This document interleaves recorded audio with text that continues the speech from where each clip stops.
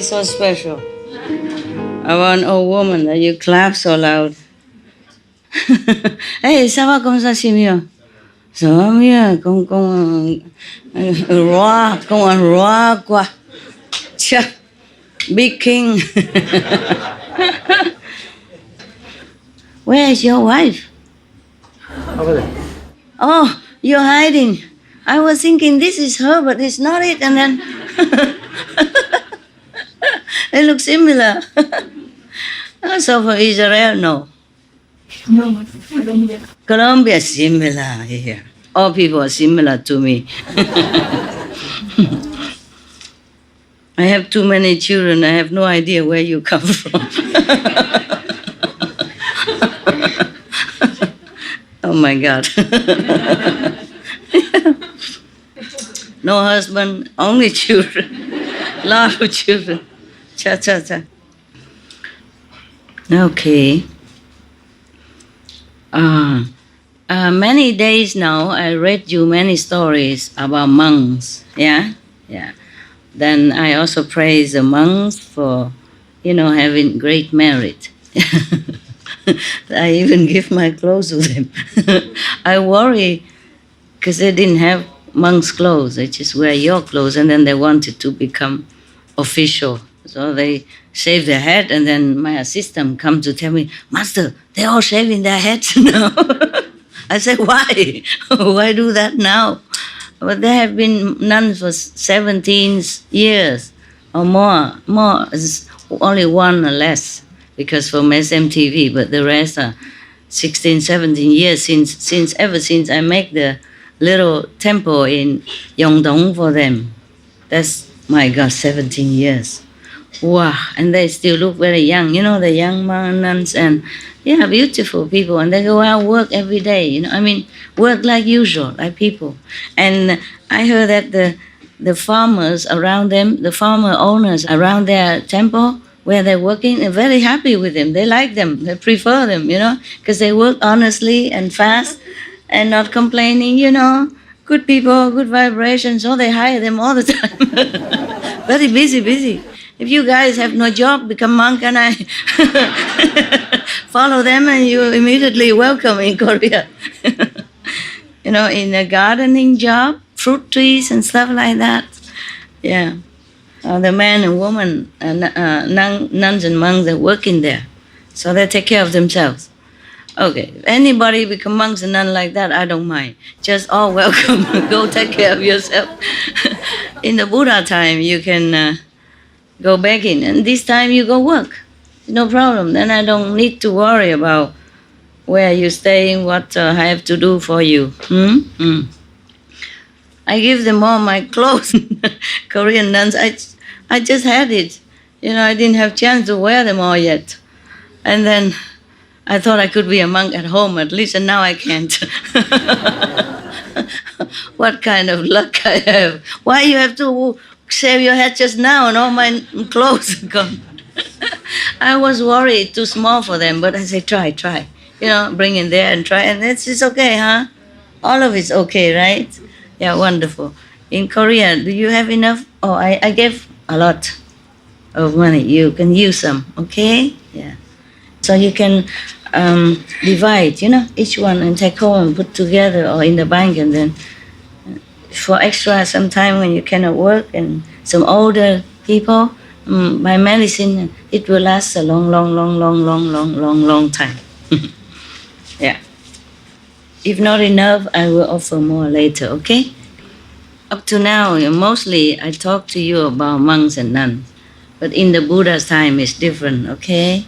Truly, monks and nuns have to go out and beg for food. Even the Buddha himself. Imagine the world-honored one, teacher of heaven and earth, have to go out begging for food. Humility, okay? We're nothing to compare to him already in humility. He was a prince, and he will be king of a nation. He forsake everything, and wives and children, to become a monk. And the tradition of monk must go out beg in India, just so that you renounce everything, detach to everything. So he does the same, and eat only once a day. Yeah, being monk is not that easy. Even now, huh?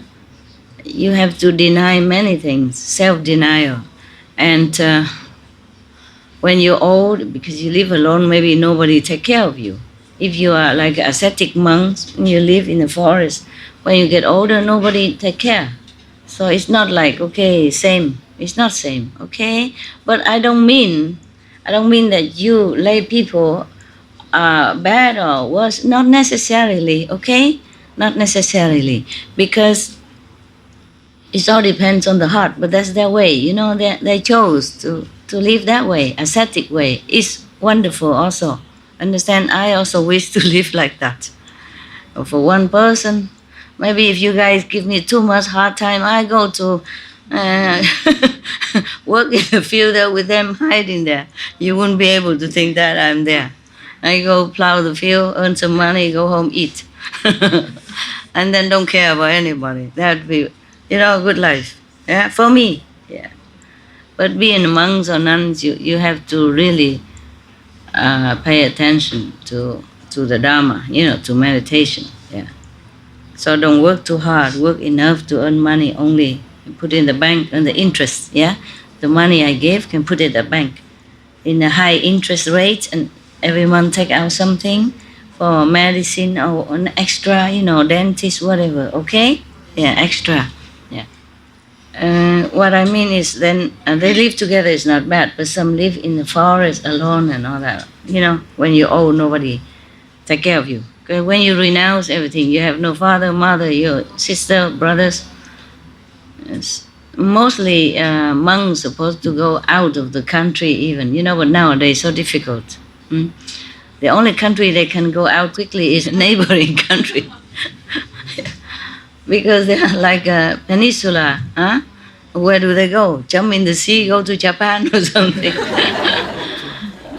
Before, the Buddha doesn't have any videotape or something, so the monks have to study diligently whatever the Buddha have said from the elders, and then go out, spread it.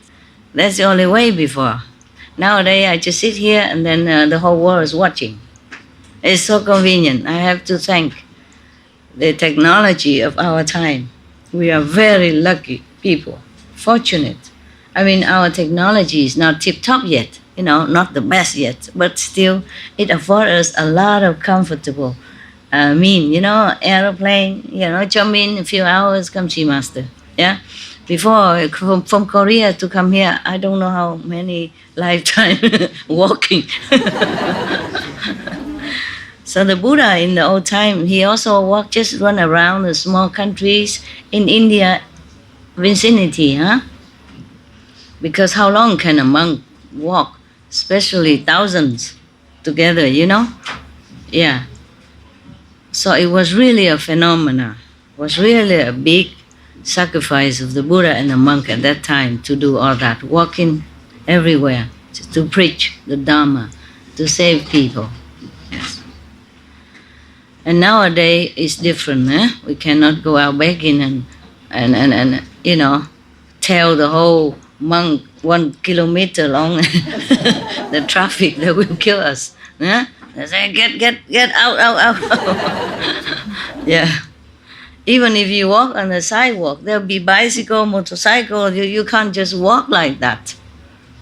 Yeah. So it's very different nowadays. We have to take care of ourselves. Yes. And from many days now, I keep telling you about the monkhood, yeah?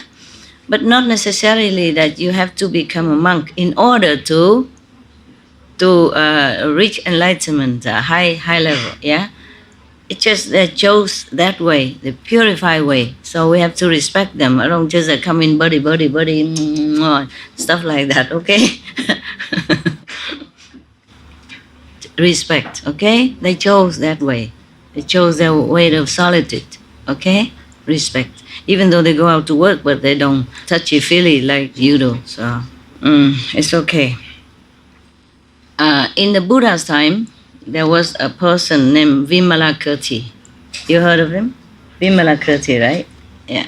He's a lay person, lay disciple of the Buddha, but his wisdom so high. His attainment is so huge that other monks are very, keeping a distance, respectful distance, because he has such an eloquence and such power that some of the monks cannot match him. Yeah. So when he was sick, it's a very long, I would like to have read it to you, but probably we have to have another retreat again, or not retreat, but like casual, visit with many people and a camera and all that. And then we will read that story one night, one day after another, because it's a long one. It's not like one story like this or two stories that we can pick. No, it's like the whole life work of Vimalakirti. And one day, if we have a chance again to see each other here or somewhere, I will read that for you. I will read the whole thing. Okay. That man, he's respected by the whole country, kings and officials, prime ministers, and rich and poor people. And many of the monks, Buddha's monk disciple, in awe of him, So when he was sick, he manifested as he was sick. Maybe he was sick, because he saved so many people, of course he got sick. And they come and ask him why you're sick. For example, if you are so great, why you're sick? He say, I'm sick. It's just, like that, no? Because we get sick if we get this body, if we live in this world. But if all sentient beings are not sick, then my sick will be gone. Yeah. If they are not sick, then I am not sick. That's what he said. And he said many wonderful ways, eloquently. Yeah. So when he was manifested as sick, kings and prime ministers and big people come see him. But then the Shakyamuni Buddha and his monk's disciple did not come. Not yet. First, the Buddha sent Sariputra. Sariputra said, no, it's a summary, yeah? He is too eloquent. He said third and third, and I don't know how to answer. I'm not coming. And then Maugalayayana also don't want to come. And Manjushri, etc., they are reluctant to come to see that lay person. He was incredible. He was great bodhisattva. Many people delivered because of him, liberated because of him. He is great, he is great. Great eloquence, great power.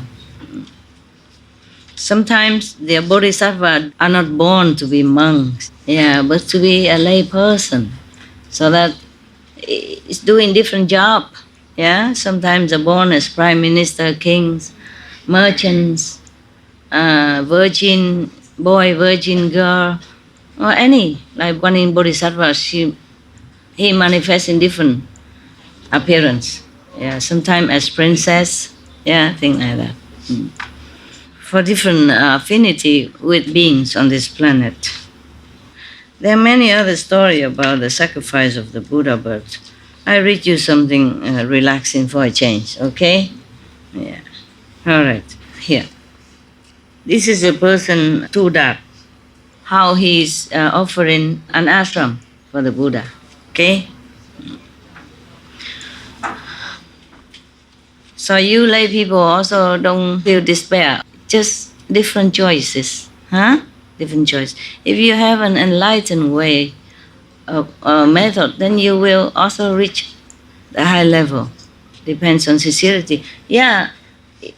Example, you've seen many, lay woman have 2 children already in Hong Kong, and then she saw so many things. And she and Israel and Spanish, all lay people, etc., etc. Togo. He looked black, but he's so bright. His light is so bright. Multicolor, technicolor. I'm reading you of a lay person who make offering of an ashram to the Buddha. Tuda making an ashram. Thus I have heard I feel much better now. I don't know why. I mean, I feel the energy is together. You understand? Like we united.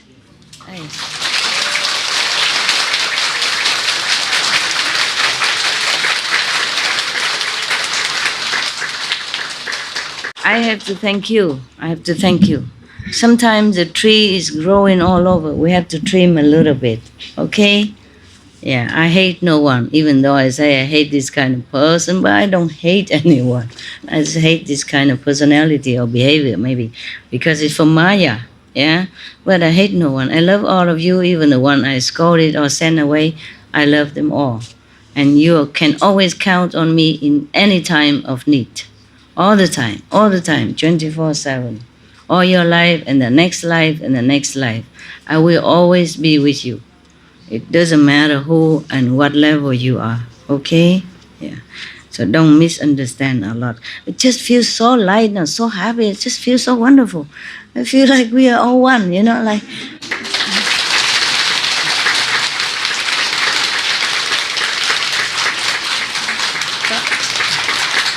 See, just we have to trim some unruly branches, you know, like it grow too much.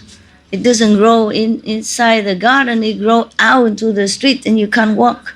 And you have to trim or bind it a little bit. That's all, okay?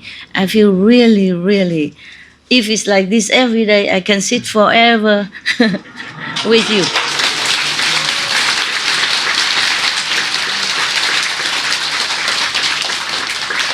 You know, it's such a difference. Feel the lightness, yeah?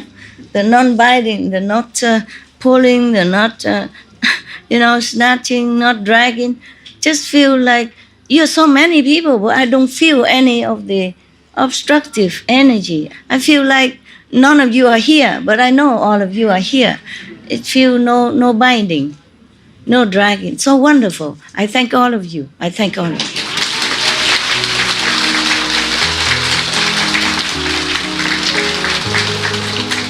Thank you, really, thank you. It's a gift for me also. Sit in the assembly where I feel everybody is one. one goal, one ideal, one supportive energy. Just so wonderful. You have no idea. I don't know how to tell you. Do you feel anything different? You do? Really? Yeah, that is good.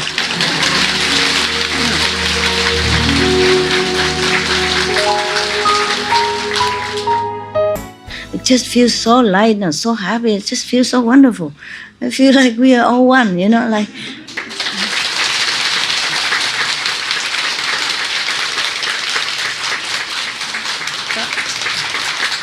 See, just we have to trim some unruly branches, you know, like it grow too much.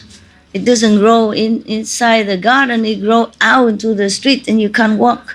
And you have to trim or bind it a little bit. That's all, okay? I feel really, really, if it's like this every day, I can sit forever with you.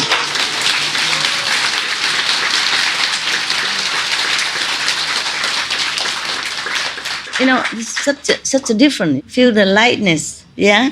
The non-biting, the not pulling, the not, snatching, not dragging. Just feel like you're so many people, but I don't feel any of the obstructive energy. I feel like none of you are here, but I know all of you are here.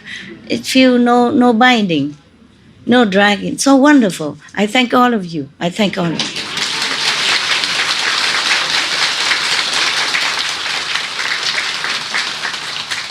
Thank you, really, thank you. It's a gift for me also. Sit in the assembly where I feel everybody is one. one goal, one ideal, one supportive energy. Just so wonderful. You have no idea. I don't know how to tell you. Do you feel anything different? You do? Really? Yeah, that is good.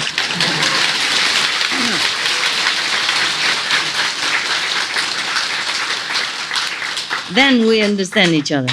And thank you for not criticizing me. That I, trim somebody out. It's trim one or two branches and it's make big difference. Big difference. Yeah. But even at home, you have a driveway, and if some tree just growing out, then you have to trim it. Otherwise, it scratch your car. Even though it doesn't trouble you much, but it scratch your car, or sometimes it bang your head when you walk through it. In the night you forget to bend down to avoid the branches, then it might bang your head and you might fall down, and you could even endanger your life. Same, any group, even business, even enterprise, they must trim sometimes. They call it pruning. Pruning effect. Yeah, after pruning is better. Yeah, even the government sometimes they have to shuffle cabinet, or pruning out some of the non-cooperative, non-togetherness kind of people. Yeah. That's why government, they have one or two kind of party, all the party members are one with the leader. Yeah. And that party member are one with the leader. Yes. Okay. This man, thus I have heard. That was my story. Now it's a Buddha story. No, I just feel so good. I had to tell you. I feel so light, so light. I feel like none of you are here, that kind of feeling. But you are here. But you're not here, understand? It feels so light. No coming, no going. Like the Buddhas. The light energy, I can't explain it. But you understand, right? Yes. Yeah, okay. That's what I feel. So light, so light. Wonderful. Thank you so much. Really. I cannot thank you enough. My God, this is wonderful. It's a relief. Okay. It's just even you drive in a safe highway, but there is just a stone on the highway. It could also making trouble for you,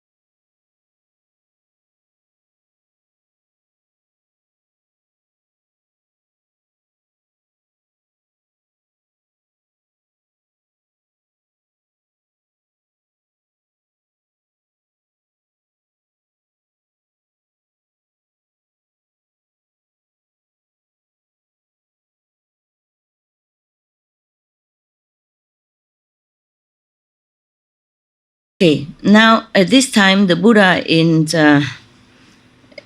Vungsa city, in Bamboo Grove. Yeah. In Save country at that time, there was big officials. Probably Prime Minister. Yeah, yes. His name is Tuda. He's a very rich person, but he's very compassionate. He often give away his properties, his wealth, to share with other people. Yeah, it's not like he's rich and prime minister and he's very arrogant. No, he's a good person as well. He often gives things to people who are, lonely or has no one or in trouble or poor. So they call him Kap Kodok, meaning giving to the vulnerable, the lonesome, yeah, to whoever lonesome or like widows and orphans and elderly who has no one to care for. That's why his name is like that. Kap Kodok, meaning giving to the lonesome, lonesome and poor, needy, yeah. He has 7 sons, and the 6 of them already married. The 7th also a very morally fit and distinguished person. Yeah, he's beautiful looking also, and this prime minister seems favor the last son. That's his favorite. I guess this one is more distinguished than the rest, and also more good looking, more morally stable. I don't know, but most parents, they love the last one very much anyway. It's famous in Vietnam, right? Famous in Vietnam.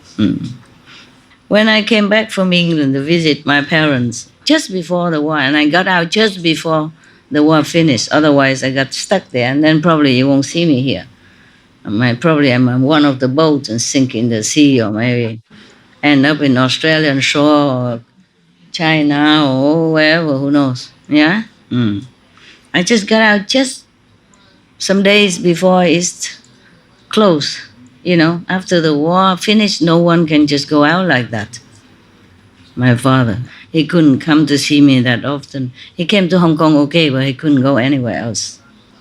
So you are safe nowhere. I was only 8, 9 years old. I took care of my mother, just gave birth and had trouble. So I had to go to the prison and ask the warden to please release my father for some time because my mother need help. She was sick after the birth of my younger sister. So I went there and crying and begging, and then they let him go. Just let him go 24 hours. Come on. Relieve my mother. She couldn't pass a urine or anything. It's just like infection or something. So he came home and then immediately it's better. Yeah. Imagine a prisoner in a sensitive time in the war and they release him. But first he joked to me. I say, you have to stay here. Then your father can go. I say, no. No, thank you. I have a house. But later when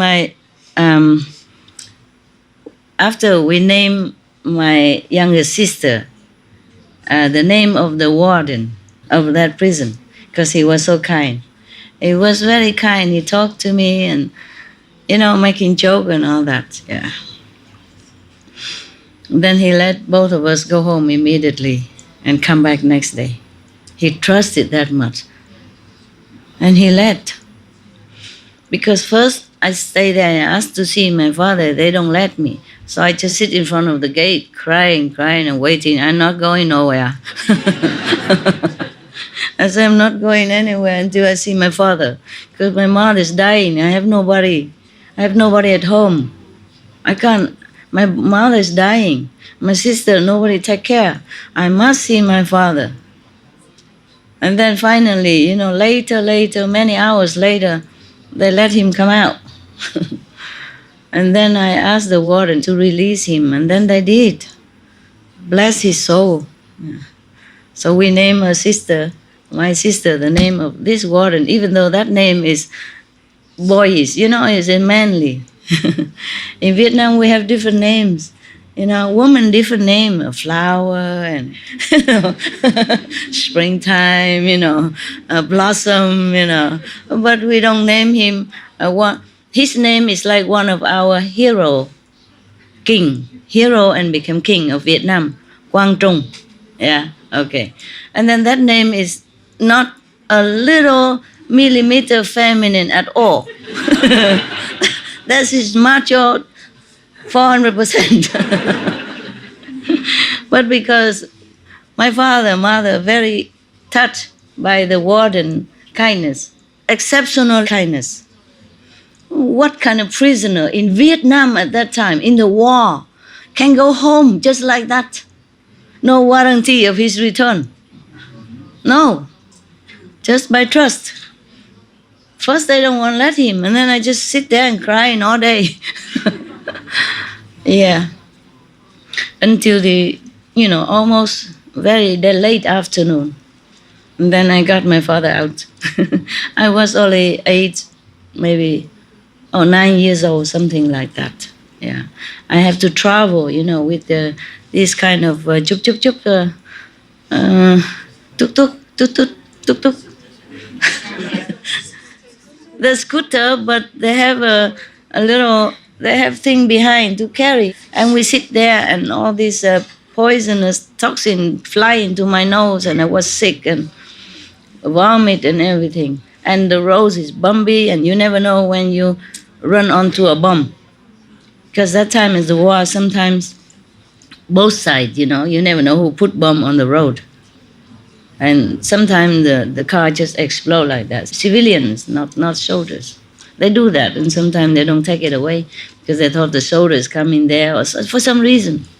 Yeah. Many people also die like that on the road because of bomb. Yeah. You don't know the bomb is there. And then the car is heavy, press it down, then boom, like that. And I had to travel alone from my district all the way to the big city with that kind of car. But finally, my father was home. We were happy. At that time, our family was also in trouble because my mother is making some like loan banking, and many people don't pay. So we almost like bankrupt. And then father imprisoned. Sister married and far away. Mother just gave birth to a sister and sick, really sick. If my father didn't come on time, she would die. We don't have hospital nearby, and nobody is so expert in this. Just my father was good. She was already swollen up with all the water and whatever inside, She's dying. If he didn't come home then, she would have died. Yeah. I don't know why I tell you all this. Okay, because I came home from England, It's still the war, but I came home. And then I got out before the end of the war. I wanted to stay there, I could stay back home, but my father said, everybody wants to go out and you come back in. He said, go back to England, don't stay here. Lucky, otherwise if I stay a few more days, then I'll be stuck. Yeah, when the war finished, control everything. Border will close, aeroplane not allowed to fly just like that. Lucky. And because I came home, and I saw my sister, the younger sister. She's so well fed and she has everything she wanted, more than what I had when I was younger. I said, that's not fair. Because at that time, our family okay already, And she's very clever in talk. She talks so sweet. She melts your heart. She always hang around my mother and talk so sweet and praise her and expressing love, kissing hand and kissing everywhere and hug and mama this, mama that. Yeah, so they are together like an item, But I have to confess, I wasn't like that. I was very kind of solemn, I'm not sissy sassy like her. She knows how to get her way into everything. So she was, nice looking and you're growing bigger than me. Woo, bigger. You saw it in Hong Kong picture, yeah?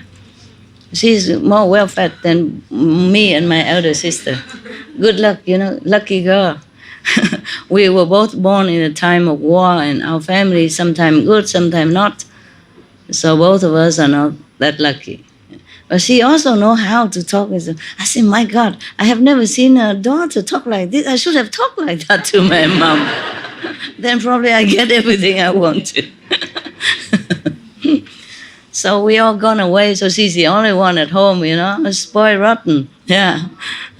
But then I thought to myself, myself, she deserves it. Because she's so sweet, talking like that to my mom, of course, kissing here, hugging there, all day. Of course, mom loves it. So I just want to tell you that the last, in Vietnam is famous, the last one is always very beloved and spoiled, no matter good or not. So in this story, nothing new, nothing surprised. Oh, so for just that, I went back to Vietnam. Many decades already, yes. Five more decades passed since that story of my father's imprisonment. Yes, and because of that, is another good news. Because of my visit, and back in, and he saw that, and then the warden revised my father's case and checking thoroughly. Yeah, and then not long after, he's released completely, innocent. Yeah.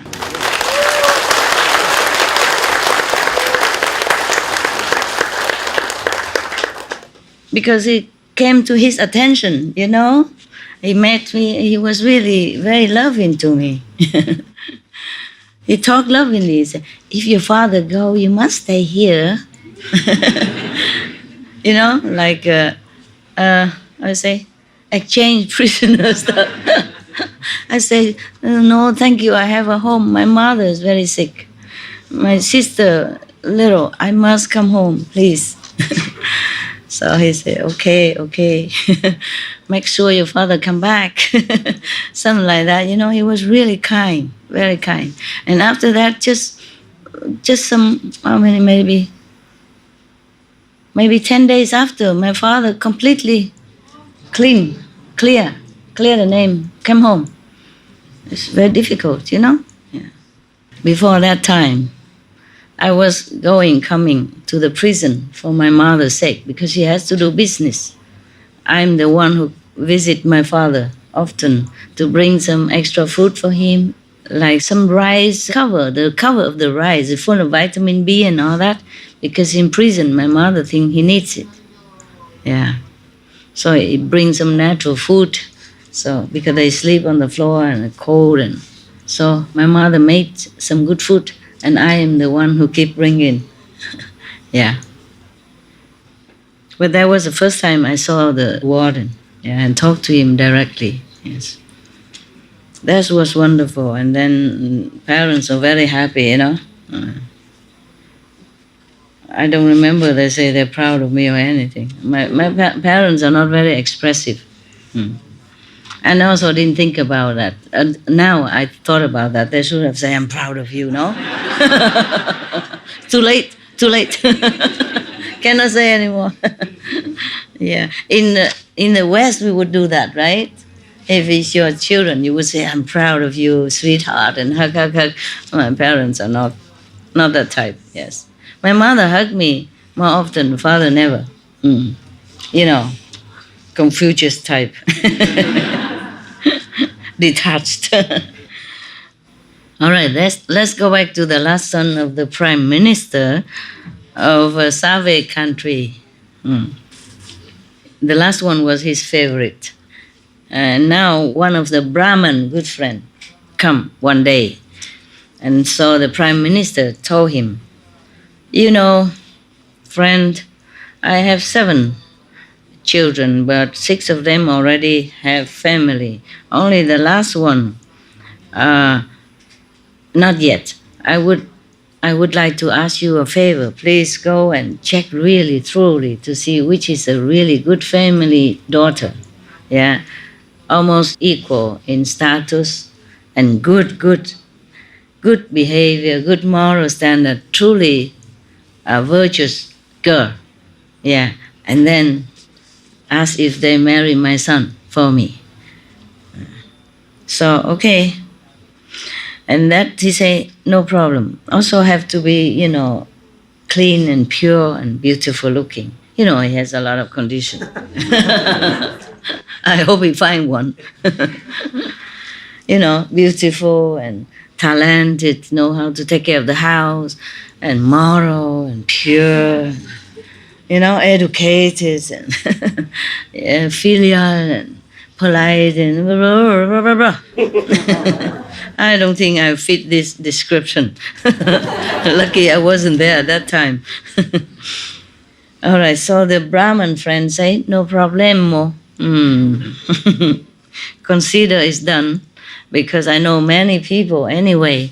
This is not a difficult thing for me to keep looking and searching for you. All he has to do is just go on internet, right? Put on a search request with all this quality. Yeah, nowadays we have agency, for married, right? I see on TV, call number so and so, and you meet your ideal mate today even. I was thinking, maybe I try. If you don't like me, then maybe I try that.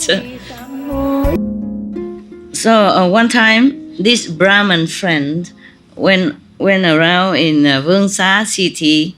He go into another great high official, court official, for alms. Probably he knows many people. We just go there and then they would invite him anyway. The Brahman also went out for alms. Meaning begging for food. Brahmins not always do that. Some Brahman married. Some Brahman live like monks. So this man probably one of those monks, Brahman monks, Hindu monks. So he go to beg for food. This high court official's name is Ho Yi. At that time, his daughter brought out the food to offer to this Brahman priest. And then the Brahman priest observed this. She looked very dignified and very good behaving and beautiful as well. So he was asking, excuse me, noble miss, can I ask you a question? You know what question. Should I read the question? Please, sir, go ahead, ask me. And then he said, even if I ask this question, whether offending you or not, good or bad, please don't be upset, okay? So she said, no, sir, no, I wouldn't dare. And then she said, this is a kind of, he means it's not really a right thing to ask, but are you married? No, sir, I'm still single, staying with my parents. Anyone already asked for your hand yet? Say no one.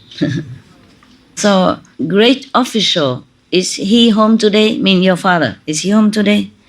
Yes, my father is at home. Please go to tell your father that I would like to visit him and I would like to talk about something important.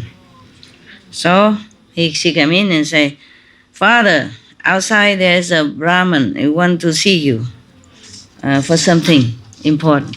So I said, okay, let him in. And then they both are talking, very happy. And then the Brahman said, wow, this is Phu Tư, mean second prime minister or assistant prime minister even. Do you know, this is another country, or maybe same country, I don't know. Different maybe, next door or something, yeah. Do you know Tu Dak, the prime minister of Save country?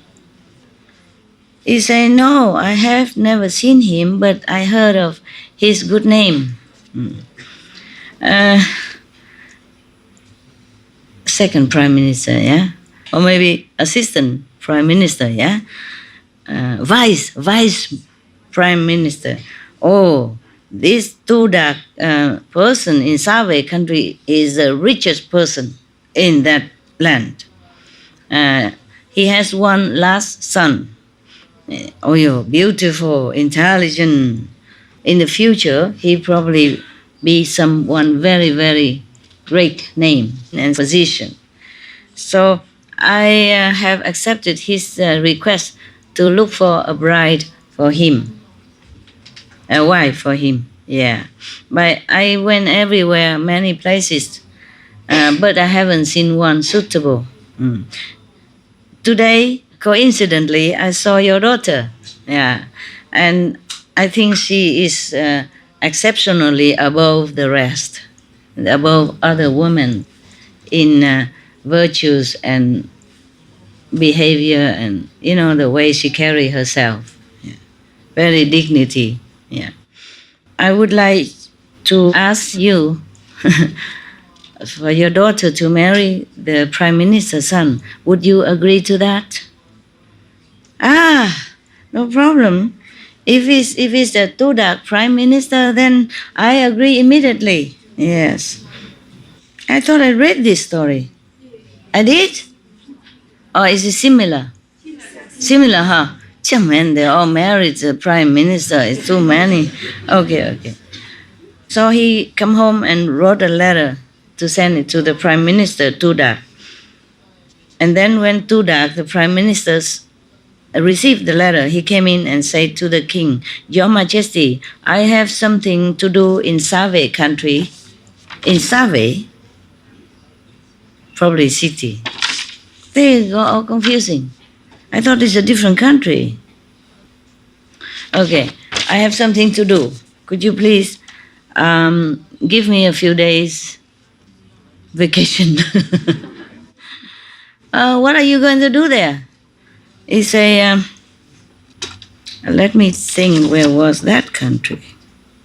I guess they make it, I see. They get it mixed up. So he's going to Vương Xá now, okay, to take care of this national affair, married his son to their daughter. Because if they are in the same country, then this prime minister and the sub-prime minister would have known each other. Because they say, I haven't seen him, but I have heard of his good name. You see what I mean? And then they say both, and then are he go in the same country? There's no sense. Translation problem or typing. Okay, never mind about that. Okay, what are you going to do in that country? So he say, Majesty, my last son is going to marry there. Whose house daughter is that? He say, that is the vice minister Ho Yi. Ah, very good. Congratulations. And the king said, yeah. So he prepared everything with a lot of silver, gold, and jewelry. But just on the way to give it to people. I thought it's for dowry, but no. He gave all the way until there. And then when he arrived, Ho Yi vice minister came out and greet him and etc. Happy, okay. And Mr. Tudak saw that Ho Yi family, so many people, preparing this and decorating that, and beautiful arrangement, and then so many beautiful food and very rare delicacies they are preparing. So he saw them doing all that. So he said, Vice Minister, tomorrow you are inviting the king or some VIP or something, and why so many food and arrangement? So the Ho Yi, say, no, tomorrow, because I want to have merit. So tomorrow we invite the Buddha and the Sangha to my house to offer meal and some good things. Tudak heard the name of Buddha and Sangha, was very surprised. But he felt very happy inside, as if some good omen or something. Yeah. So he said, Vice Minister, who is the Buddha? What is he? What does he do? What's his job? Please, can you explain to me? Probably he never heard of that before. Lucky for him, he has a son who want to marry it. Otherwise, he has no chance to know the Buddha. See, huh? Oh, the Ho Yi, let's say the buddy-in-law to be said to him, "Oh, you don't know? The Buddha was a prince from Tịnh Phạn, the king Tịnh Phạn. His name is Siddhartha. When he was born, there were 32,000 gods and heaven beings come down to greet him, to praise him. And then even he was born and he walked seven steps. And then he saw his finger in every direction, say. And then finally he put one hand up, one hand down in the earth and say, from the heaven to this earth, I am the highest. And his body is golden. He has 32 auspicious marks and 80 beauty signs. Yeah, I don't know if I have anything.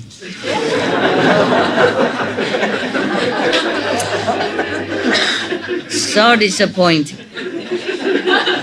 I didn't know how many angels Diva came when my mother gave birth. I don't see any mark, just a lot of scars, scars everywhere. Probably that's a beauty mark, I don't know. All right. If he stayed at home, he would be the wheel-turning king. And then ruling the four directions, ruling all the kingdoms in the four directions. Wheel-turning kings are higher than other normal kings, almost like godly kings, that's why, okay? Because he observed that humans has four suffering, like birth, old age, sickness, and death. So he left home. He has been an ascetic for 6 years. And then later, at the end, he became a Buddha, conquering 1,800 million kind of mayas and negative forces and beings. Yeah. He has 10 kind of powers, 4 kind of fearless abilities, and 18 kind of some kind of methods. His light brightened many corners, even brightened the whole 3 worlds. Yeah. So that's why we call him Buddha. But actually Buddha, of course it means enlightened saints, yeah? But in Sanskrit it means old man, just old man. True. It's your fault. If you shave your beard, then you become younger. I look like him. Yeah, better maybe. I don't want to.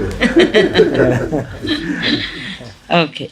And then, but vice minister, and why is called Sangha? What means Sangha? Please tell me. So the vice minister told him, after he became Buddha, the Brahman king came down and requested him to impart teaching to all beings.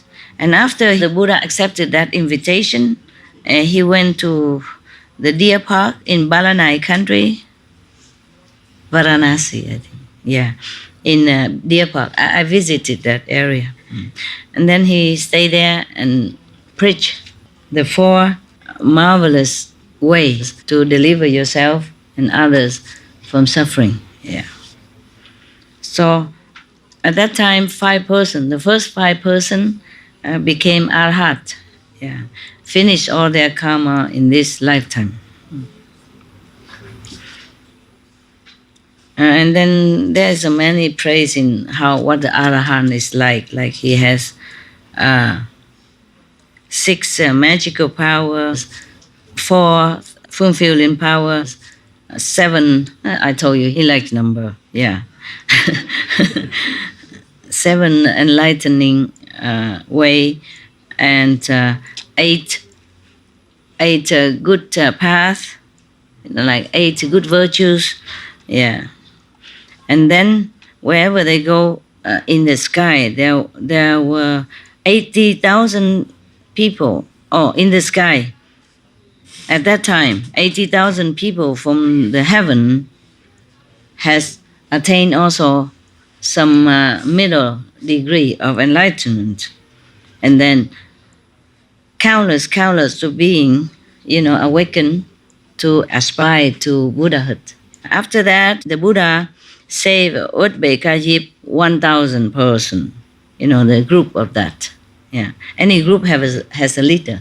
So this leader called Udbekajip and his 1,000 subordinates also became Arahat. And then the third time, he saved Sariputra, Malagayana, and many of their own disciples, like disciple of Sariputra, disciple of Malagayana, etc. All of them, 500 persons, all liberated. And then these people became meritorious enough, and they have enough power to be able to liberate other beings as well. That's why we call them Sangha, mean the assembly of saints. Yeah. The Prime Minister Tudak heard all that. Oh, he feel, wow, precious news. So happy. he feel like his body has become so soft, like he has no more power to resist anything. So happy. Yeah. And then he put his palm together, so excited, so happy. He couldn't wait until tomorrow morning to see the Buddha and the Sangha. Yeah. Because his heart is so sincere. So suddenly, even though it's midnight, after midnight, it's very dark already. But he saw the whole earth is brightened with light from heaven, it's all so very bright, like daytime, more than daytime.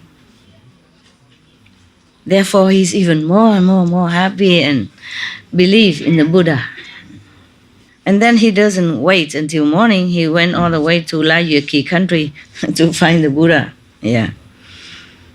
But when he walked out of the country, he saw originally he wanted to go to the next country, Layuki. He didn't want to wait until morning to go to see the Buddha because he saw the light and bright and like that and heard all this story about Buddha. So he was so hurry. In the middle of the night, he wanted to go out, to see the Buddha, not wait the Buddha to come. And then after he leave the citadel, the city wall, he saw a little worship place on the roadside. They worship some heaven being, Diva or something. And then he went inside, he bowed to that statue inside. And then suddenly he forgot about wanting to see the Buddha.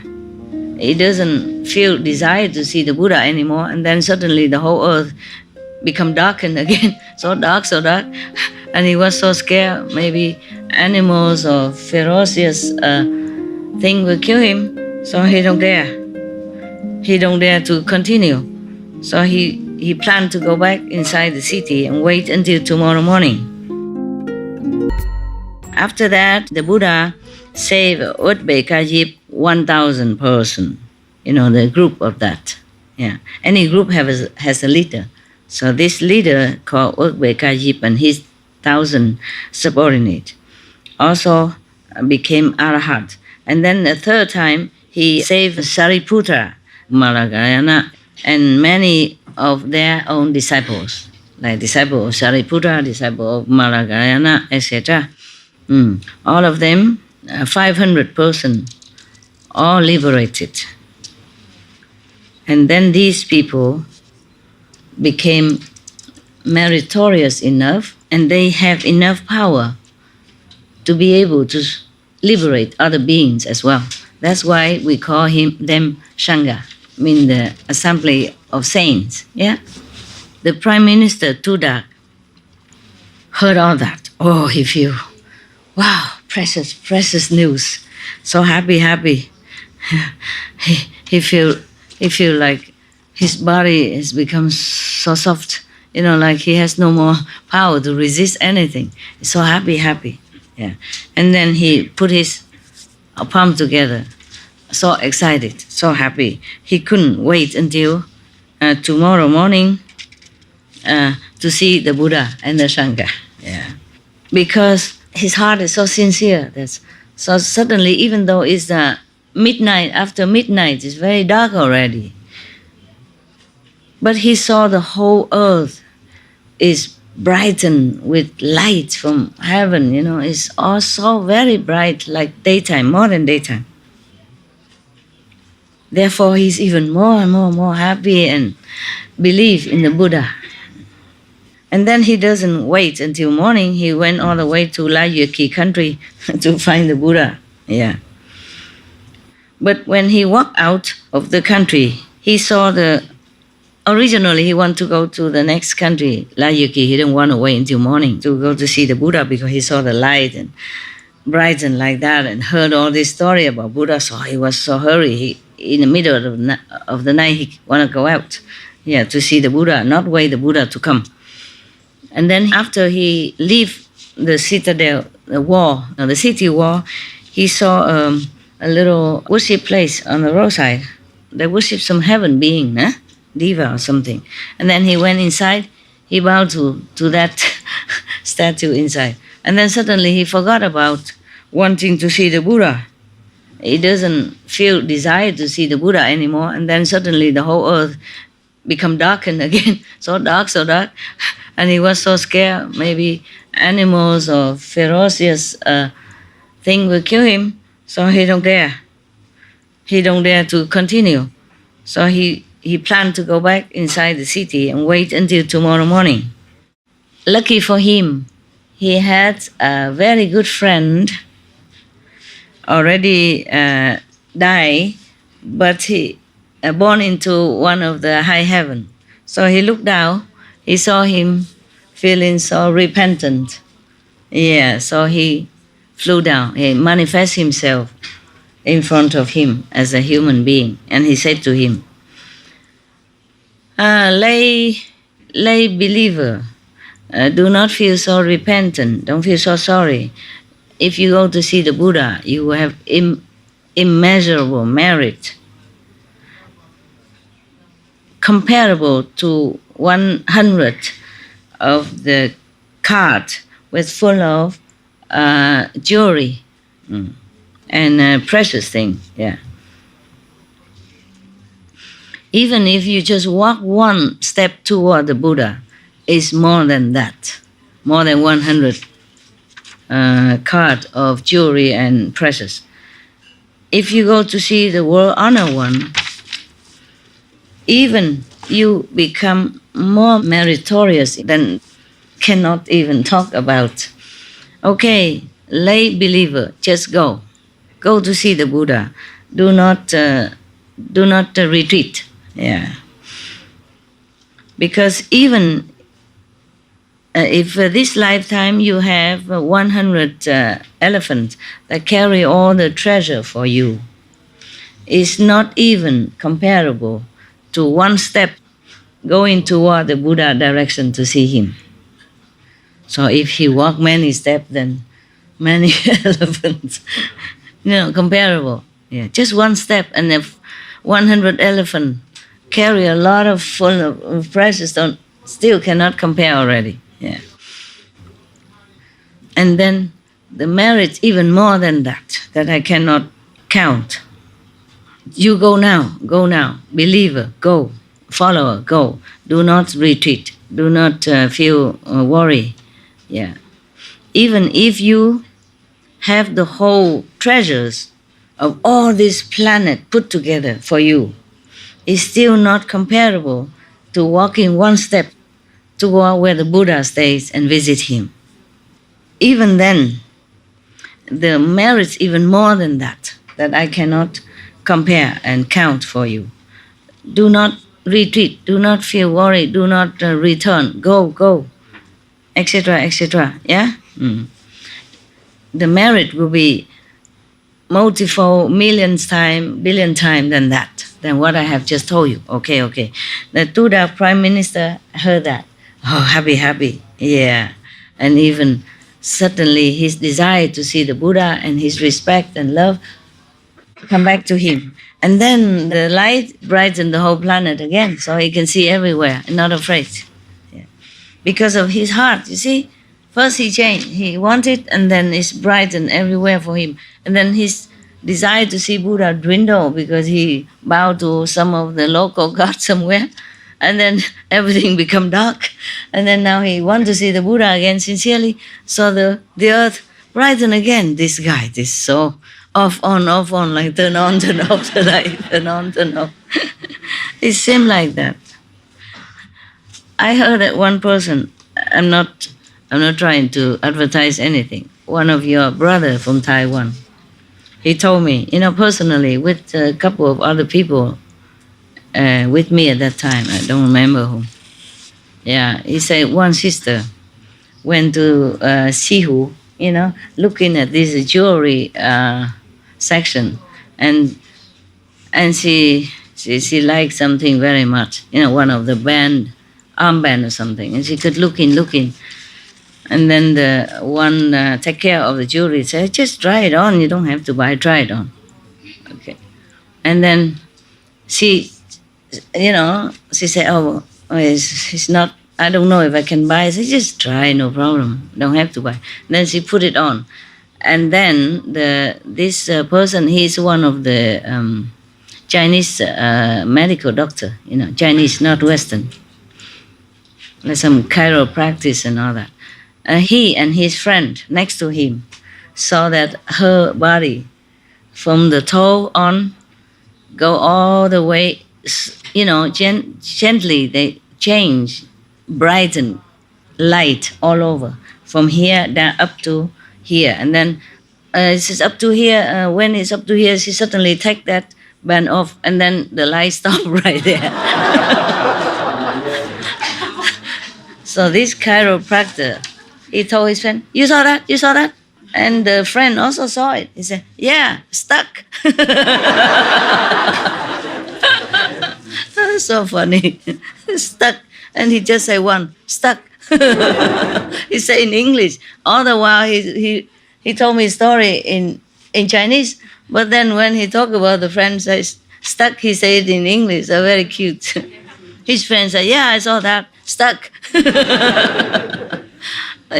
Up here, up to here. And then because he took it off, no more light all over her body anymore. Funny. All right. So it's just, your change of attitude and action make you this or that. Okay. Make you in heaven or on earth or in hell. Yeah? Very simple. Because he took it out, he said, I don't want it. Put it back. And then stuck. The light gets stuck there. Well, at least 2/3 is bright. Don't know how long it lasts though. Yeah. And because of his heart change, he suddenly, really, sincerely wished to see the Buddha again. So the whole earth, at that time, at least where he was going, is all brightened like daylight. Like a midday light. So he was very happy. Walk. Yeah, come to see the world honored one. The Buddha knew that he has planted good merit root, many, long time ago. So he went outside for alms. No, he went outside just to have a walk to see him. Yeah, so that he can see the Buddha. And then the Prime Minister saw the Buddha coming toward him with all dignity, majesty, and beautiful looking, even physically. And then he went there he doesn't know, he saw him very, very powerful, dignified, but he doesn't know who is it. So he came there and said, Sir, the world honored one resides. Where does he reside? Can you please show to me? So the Buddha say, please sit here and wait. So the God from the peaceful heaven saw that the Prime Minister Tudak already saw the Buddha and know nothing. Yeah, don't even prostrate to him and don't even politely say, comment allez-vous, thing like that. So he's feeling So he feel this is not correct. So he came down on earth, manifest himself into 4 persons, went in front of the Buddha, prostrate to him, and then 4 of them walk around the Buddha 3 times, and then stand on the side, on the right side of the Buddha. And the Tudak Prime Minister saw that. He also copied. He did the same. Prostrate, walk around 3 times, and stand on the side. Yeah. At that time, the Buddha then preached to him the 4 wonderful methods of liberation. Yeah. Etc. No? The Tudak Prime Minister, after he heard that, he attained, like one of the middle rank of spiritual level of consciousness. Yeah, it's so happy, as if he has been fed when he's so hungry, as if he has been given water when he's dying of thirst. And then he kneel down in front of Buddha and say, obeisance to the world honored one. In Save city, how many people just listened to your preaching and became enlightened, like me? Yeah. Please, can you tell? So the Buddha say, in Save country or city, no second person enlightened like you just now. Most of them having wrong concepts, following some wrong kind of religions or wrong belief. Therefore, it's very difficult to find one who believes in the truth, yeah, of the Buddha teaching, of the enlightened teaching. Yeah. So the Tudak said to him, obeisance to the world honored one. I will invite you. I will invite you to the Save country, so all the country citizens will cut off the wrong concept, a wrong belief, and follow you.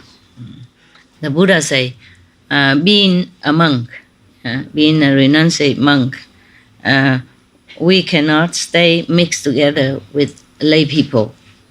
If we have a place like, because it's a different country, so if he go there, he cannot just sit around with everybody. If we have some ashram, yeah, pure and clean, then it will be more convenient to preach over there. So the Tudak said to him, obeisance to world honored one, I will go home and make an ashram. Please, could you give permission? So the Buddha say, because of the benefit for all beings, and also good merit, create merit for yourself, you can try that. It will be limitless reward for you, merit. So he bowed to the Buddha and went back, taking care of the marriage of his last son. And then he went back to Layuki country and tell the Buddha, obeisance to world honored one, I would like to make an ashram in my country to make offering to you, world honored one and the Sangha, but I don't know how to make it. What is the way to make it? Please dispatch a monk, a Sangha member, to come with me so that he can instruct me how to do it properly. So the Buddha thought to himself, Save country is full of people who follow the wrong belief. Nobody can convince them. I think only Sariputra, because he was a Brahmin before he became a monk with Buddha, he was a Brahmin. So, yeah, and he also has a little intelligence. Sorry. The Buddha said, this is not I. Yeah, cũng có chút định thông minh, meaning he also has a little intelligence and a little magical power, or some power, yeah. I think okay to dispatch him. So he called Sariputra and said, Sariputra, Tudak want to make an ashram to propagate the Buddha Dharma. Yeah.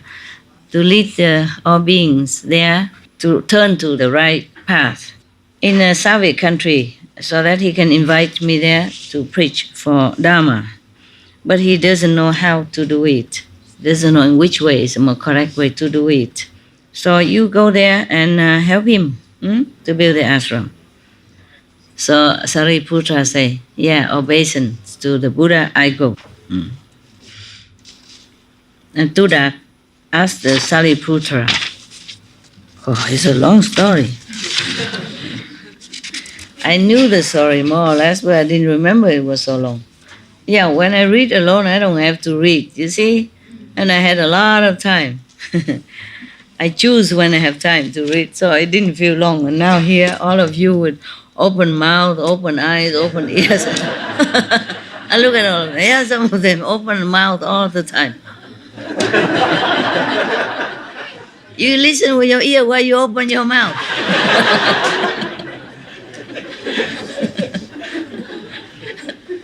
Yeah? What is the reason the mouth keep open? Eyes is to see me, ears to hear me, mouth do what? Mouth, what do? Can you please enlighten me? The Tudak Prime Minister asked Sariputra, respected Reverend, how many miles can the Buddha walk every day? So Sariputra say, the honored one can travel like every day half a mile, more or less like that. So Yotung, I don't know, actually. It's a different measurement at that time, where maybe a couple of kilometers or something like that, or maybe more than that. Yeah? It is as fast as the wheel steering king. Yeah? It's a diva king. Okay. So from then he went home from his city Vương all the way to where the Buddha now. Every 20 kilometers, 20 yam, I don't know. How much is a yam? Anybody know? Huh? Like kilometers. What? Like Kilometer? mile. So every 20 kilometers he make a resting place. Yeah? Yeah. All the way up to Soviet country. Yeah. 20 kilometer rest one time is okay? Walking? Yeah? Too far? Too far. Then it cannot be yam. I don't know. Yeah, yam nowadays we translate it as miles, but then maybe every 10 kilometers, huh? Yeah, huh? Okay. Every 10 kilometers. Dặm là Mai biết rồi, nhưng mà cái dặm hồi đó chắc nó khác cái dặm bây giờ đó ba. Cái dặm ở bên Ấn Độ nó còn khác cái dặm bên Mỹ nữa. It's a different miles in India at that time, you know? And now they count it as mile in America. It's completely different. So I tell her maybe it's different. Because every 20 kilometers have one resting place, and it's too long for the Buddha, right? All right, anyway, he made many of that, you know, all the way up to Soviet country. So when they arrived in their house, both of them resting a few days to recover their strength, because walking so long and thinking and measuring and all that, it takes a lot of energy, huh? So both of them, Sariputra and the Prime Minister, take a rest together. And then they're going now looking for land, you know, looking for a real estate agent or something. Keep looking.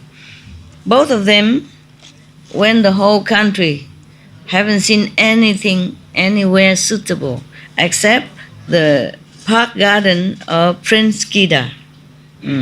It's very flat, very big, and many shade trees, very suitable for the monks and the Buddha. So he said, he feels that is a good place, but it belongs to the prince of that country. So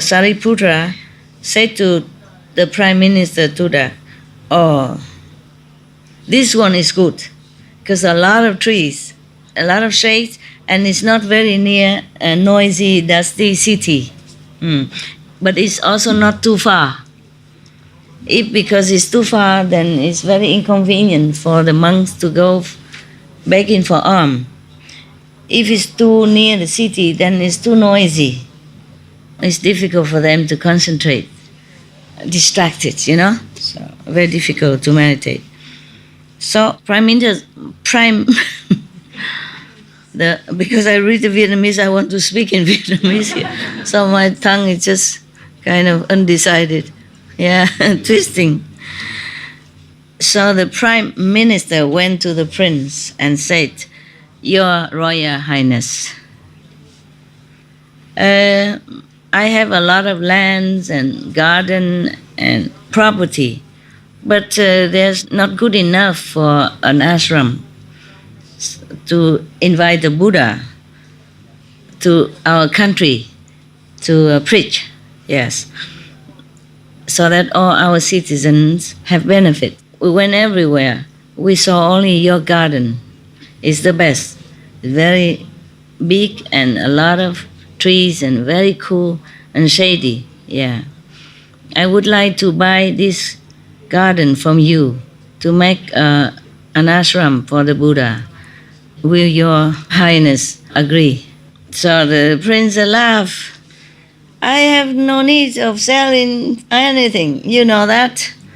That garden is for me to go walking around, enjoy the coolness and rest from the city boisterous area and energy.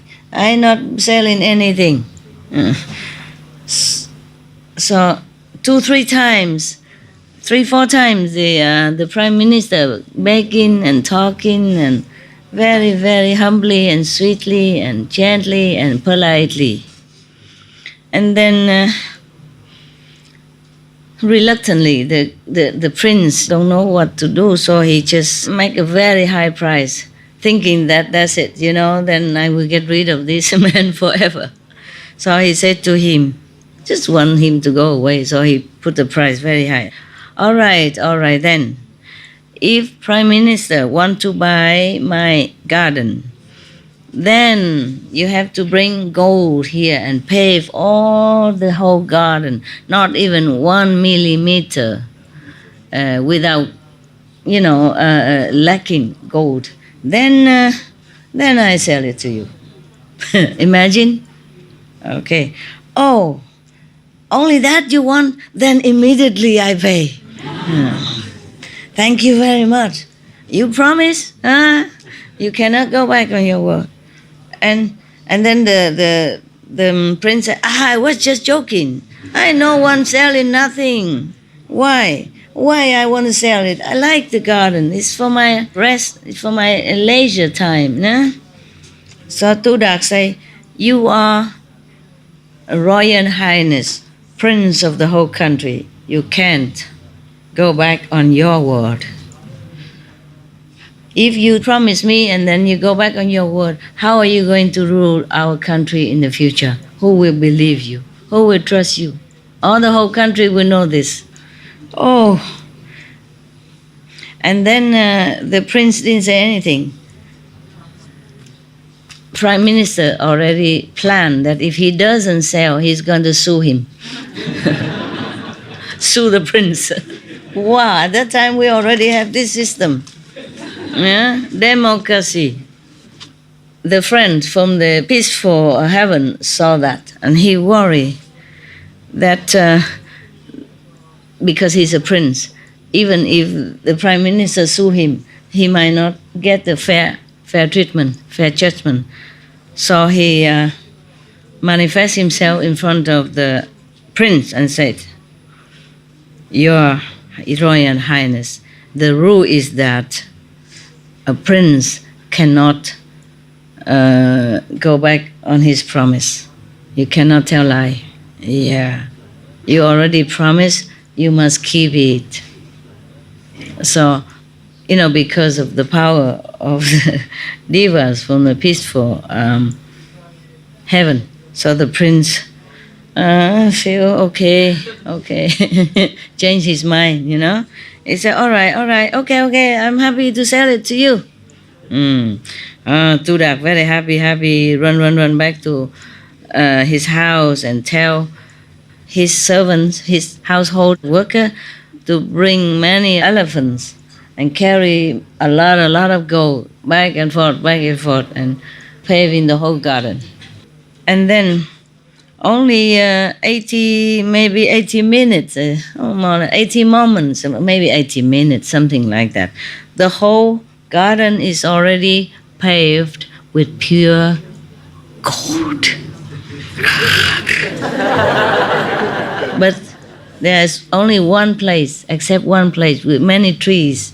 It's not yet done. Only one corner. So Tura was thinking, this is not that many. I think I will also pave it as well. It's more difficult because trees are growing, difficult. But he said, I'll do it. He thought to himself. He was thinking like that. And the Prince Kida come and thought to himself, what kind of person is a Buddha? Yeah, he must be a very special, so that this Prime Minister looks so lightly on gold like this, doesn't care about gold like this. Maybe offering to him must have a lot of merit. Yeah, maybe I should also create some merit for myself. And then so he came and said to the Tuda, okay, stop. Yeah, you don't have to bring gold here anymore. The whole garden is yours. But all these group of trees, and I offered it to the Buddha myself. So cool, huh? Cool like the tree shades, huh? Yeah. So Tudak saw that the prince already inspired by the offering merit to the Buddha. So he is very happy, go home and begin to build the ashram, At that time, there were 6 magical masters in that land. They really know magical powers because they practice that side.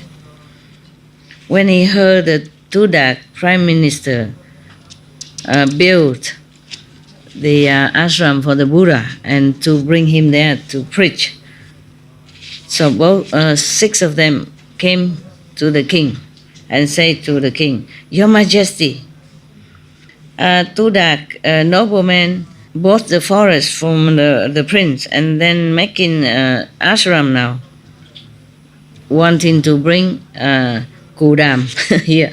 It's his name, the Buddha's name. He doesn't say Buddha, he said Kodam. Gotama. Yeah, he called his name, his family name like that. Not respectful, understand? He's going to build the ashram and then he will ask Gotama to come here to preach. Please, Your Majesty, you must allow us to compete in magic power first. Yeah.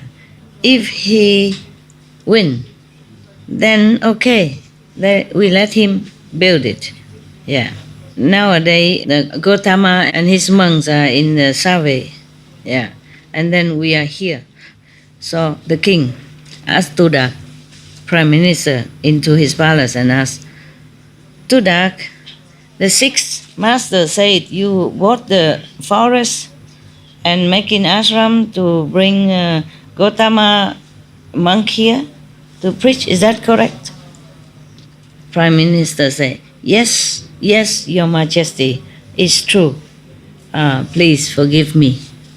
And then the king said, the 6 magical masters want to compete magic power with the Buddha, with the Gotama first. If he win, then they'll let you build. If not, then you have to stop. Oh man, sound familiar. It's not that easy. It's not like, he's a powerful prime minister, rich like that, and still has trouble with this established order of some belief. I remember that. I wanted to explain to you also why you submit so many land and I didn't buy it. I also don't feel like going anywhere at the moment. I'm just too tired. I need a little rest. Here, at least for a while, I have meal cooked for me once a day. I don't have to cook and wash dishes and ask for shopping lists, and here I take care of you and my dogs. That's it. Yeah. Even one person helped me to clear up the clothes, Oh, yeah, she just put in the machine, of course. But even then, it takes some time if I have to do it myself. So I'm very grateful here. Here I have food, I have drink, I have nice clothes, clean, hang there for me. I don't have to worry about what I ask for shopping tomorrow, whether they can buy or not buy. Yes, it's also very convenient for me for a while, take a rest, yeah. And also at the moment it's very good here. At the moment, before I was here before also, but the power is not completely open. Right now it opened deeper. I'm not sure how much deeper it will go, but much, way, way, way deeper than anywhere else before. Way deeper than the forest and mountain. Yeah, it's same place. Same place, I sit the same place. But it's overwhelming. It's gazillion of gazillion of gazillion of gazillion of gazillion times higher.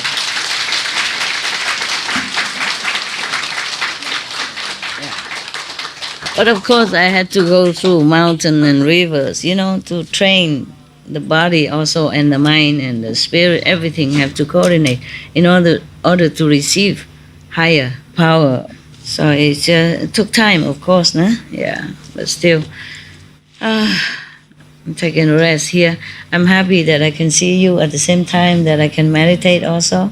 And also, I don't have to worry about cooking food, because it's so lousy now that I can't even cook anymore. I cook, only my dog like it. I don't taste anything. But the Vietnamese cook, she cooks and I like. Yeah?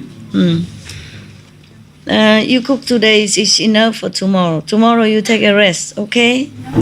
What me know, I save already a lot for tomorrow. But the weather is too hot. I put it in the fridge, ma'am. In the fridge already, okay? Because I wanted to give to the nun, but it's too little. Like a 3 spring roll cut into 9 or 10. Then it's useless. So I thought I put in the fridge, I eat tomorrow. And then you don't have to cook. Take a rest tomorrow. Cook the day after. What do I do with the food? I meditate a lot, so I don't need to. Yeah, but you cook so much. Only some hours. Okay, fine. Yeah. But I still have 1 bowl of rice. And there's 2 spring rolls. What to do? I already share with my assistant. There's still a lot. Okay. So I return the spring roll to you. And tomorrow you cook new for me. Okay. Deal.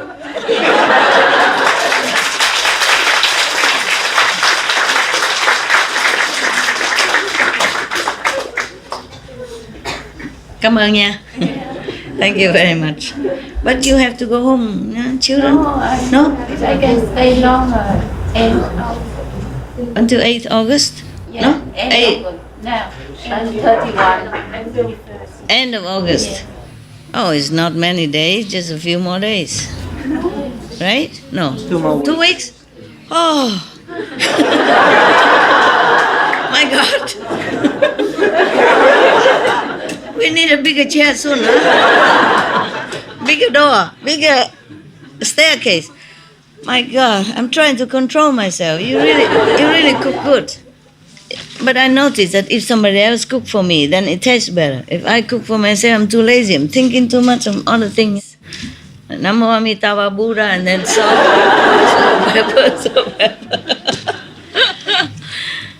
Because I save time to read and all that, or to think and to research in the universe. So I lazy. I cook very. I mean, later, if you need someone to cook for you, you can call me. I can go. I won't do that. You know I won't do that. I will not call you just to cook for me. You have family. No, see, It's okay. Now growing up. I know, it's okay. I won't die, promise. No, you won't die, but I just get skinnier and it's good. You know, slim, fashionable.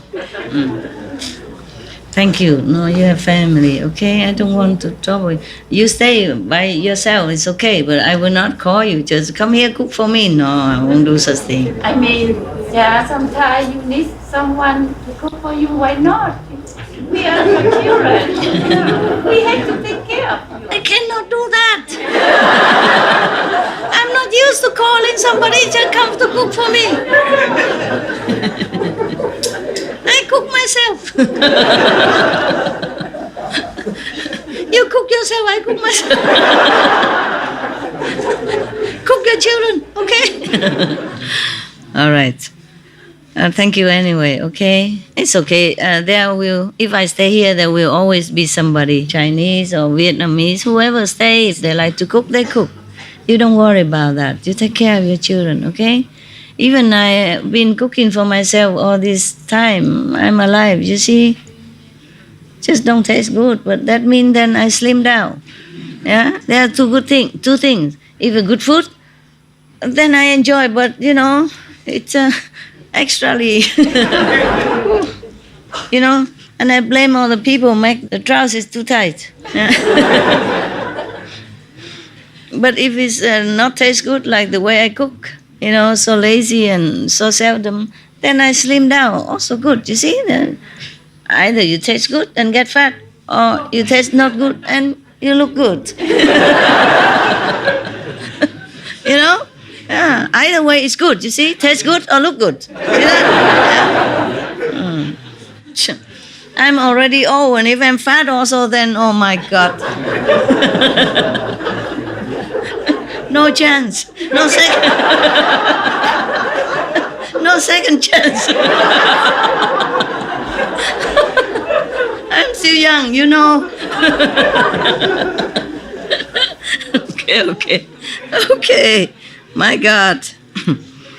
Yeah.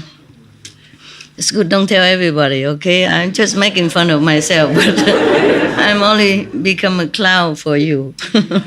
But outside people, they expect me to be the Buddha-like, you know.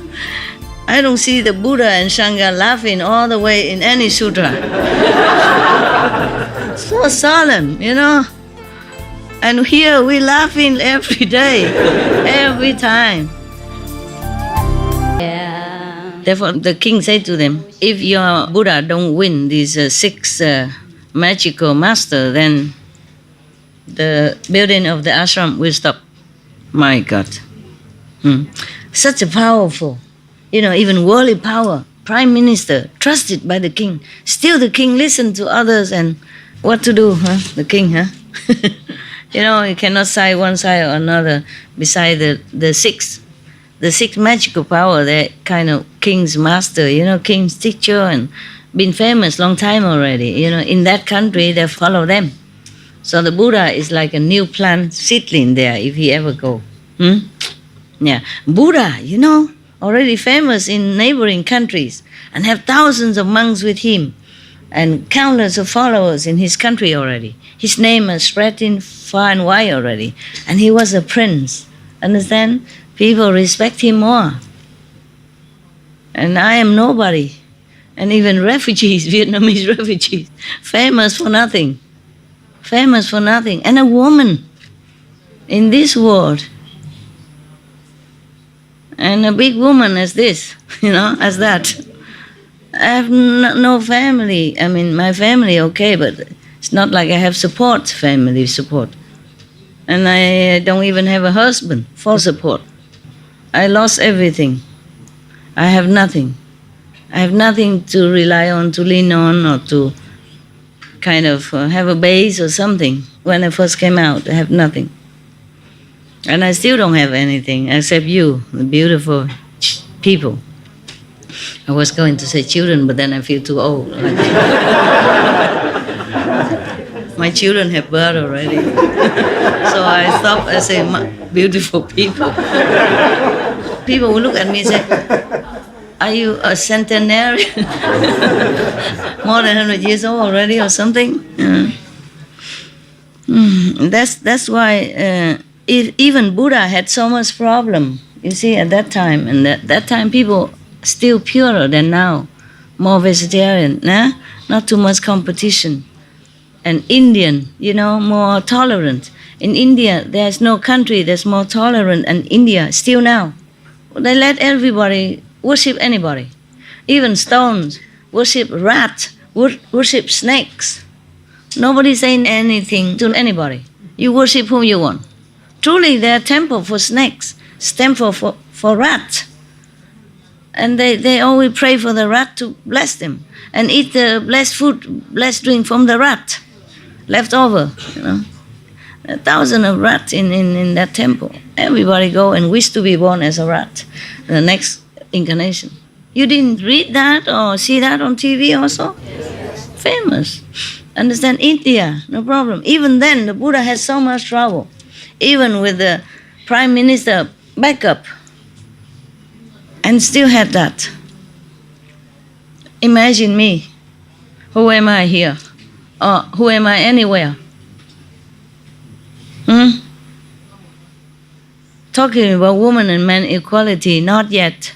Just talk, right? In the job, in the work, it's not equal at all, right? You know that. I am nowhere, nobody on this planet. So imagine how much work I had to do, and it's obvious, it's normal. Pope John Paul, beloved by many people. Even people want to shoot him, and did shot him. And Pope, billions of people follow. Billions of people worship him as representative of Father God in heaven, and protected by bodyguards. Live in the citadel of Vatican. Bodyguards, they have bodyguards outside. Not anybody can just come like that. And when he travel outside, he has the bulletproof. I have just an old Toyota or Renault. Now I have a Renault electric. No bulletproof. I proof the bullet.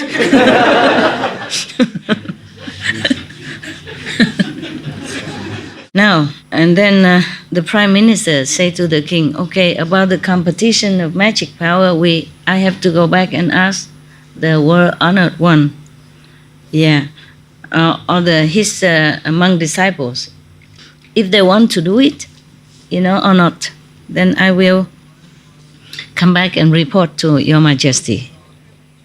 To buy the garden is already so difficult, and now cannot even build. Gold and all over, gold plates, all the garden already, now cannot build.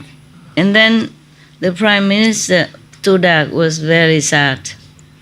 He was so excited and happy, and just bought the garden, and then now very sad.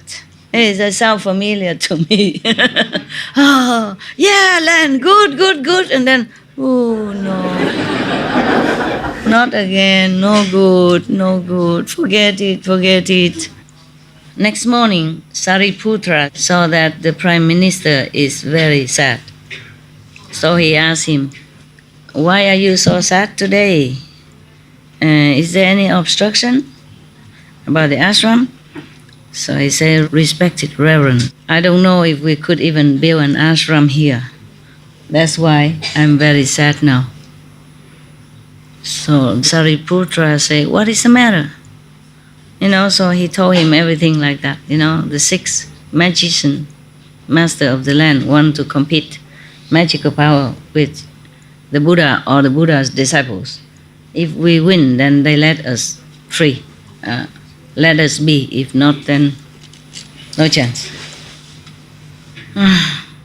So I don't even know if any of you respected reverends can win them, because I know them. They are very highly skilled in magical power. So that's why I'm so afraid and so unhappy.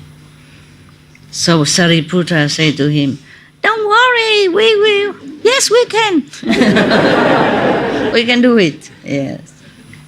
The Sariputra said, even if all the magicians were to be as numerous as the grass on this planet, they couldn't even touch one of my leg hair. Why leg? Why? Oh, because you don't have any hair here. Okay. He didn't say, you cannot touch one of my hair, but he said one of my leg hair. Yeah, sure, huh? He has no hair on top, no? Monk, yeah? Okay. Yeah. A Chinese, slow translation. So, if they want to compete, we compete. Tell them come here to Baba. Come, tell them come. We're not afraid. Okay. And then the Prime Minister, very happy, happy. Wow. Yeah, go take a shower, wear new clothes, and come in and tell the king, Your Majesty, I have asked the disciples of the Buddha. They agreed to compete. Yeah, please tell them. So the king called the 6 magical master. It's a different, not magician. They are not magician. They really have magical power to shape things, to change you into a monkey or something like that. God forbid. They can do many things. Yeah. Even nowadays, there are still people with magical powers. One of them, they wanted to kill me with their magical sword, even. And then they didn't win. Even not just physical, people want to kill me. A magical power, they use those, you see the Star Wars, this kind of invisible light.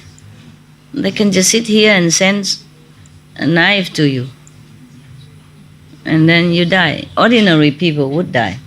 Many of such things, not just one time. Just by the way, I told you, because there are really magical powers still. The people who are born with it as well. And then they train themselves more, their mind, they concentrate on these things, then they become adept at it. They can kill you from distance. They don't have to see you. Not to talk about, I'm always exposed into the public, in the public's eyes. In Taiwan, I have to go out and talk to people every weekend, every Sunday, because every weekend thousands of people come all the time. Up to 40,000 when I last see them. Yeah, including outside people also. At that time, only inside people come. And then later, more people come from outside because after the retreat, everybody can come. It was New Year, so more and more people. Understand the tremendous task of building new toilet, renting more parking space, making tent, cooking for tens of thousands of people like that. It was very difficult job for everybody. Yes. But in Taiwan, we have more people, no problem. But why I tell you this? Why? Oh, magical power. They do have magical power. And then later, that person couldn't kill me, so she became disciple. Thank you very much. Yeah, because she knows. Tested, like chakra God tested me like that. Don't even tell me. If you want to test somebody, say, Master, I'm going to send a knife to you right now. Be prepared. No, just sit in the audience like that and then just do it quietly. And there's another boy and another. I just know, and I can write 1,000 books. Now you know. Okay? Yeah. If outside people, they do it in different way, you might be able to run away. But this magic, if they use magic to kill you, it's very difficult to run away. Unless you have merit to protect you. Or the gods protect you. They do protect me a lot. But you never know, if the karma is too heavy, the bullet might run into me, from the hunters even. Yeah. So you never know. Never know. Okay, so the king tell the 6 magical masters, they are master, high priest of their order. Yeah, that okay. Someone, mean the monk, already accept. Yeah, you go and prepare, and then I allow you 7 days. After 7 days, you will compete with each other. So the 6 magical masters say, Your Majesty, we should post notice to all the countries so everybody can come and have a look. The king said, okay. At that time, Save country has 18 million people. That's very big for that time. Eh? They have rules, they have regulation of communication.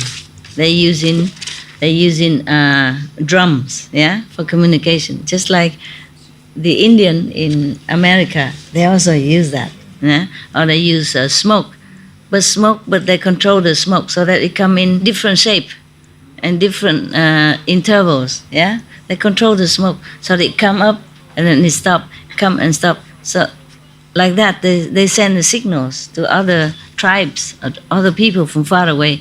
At that time, they didn't have mobile phone, did they? I guess not. You know everything. So the rules of the communication at that time is like this.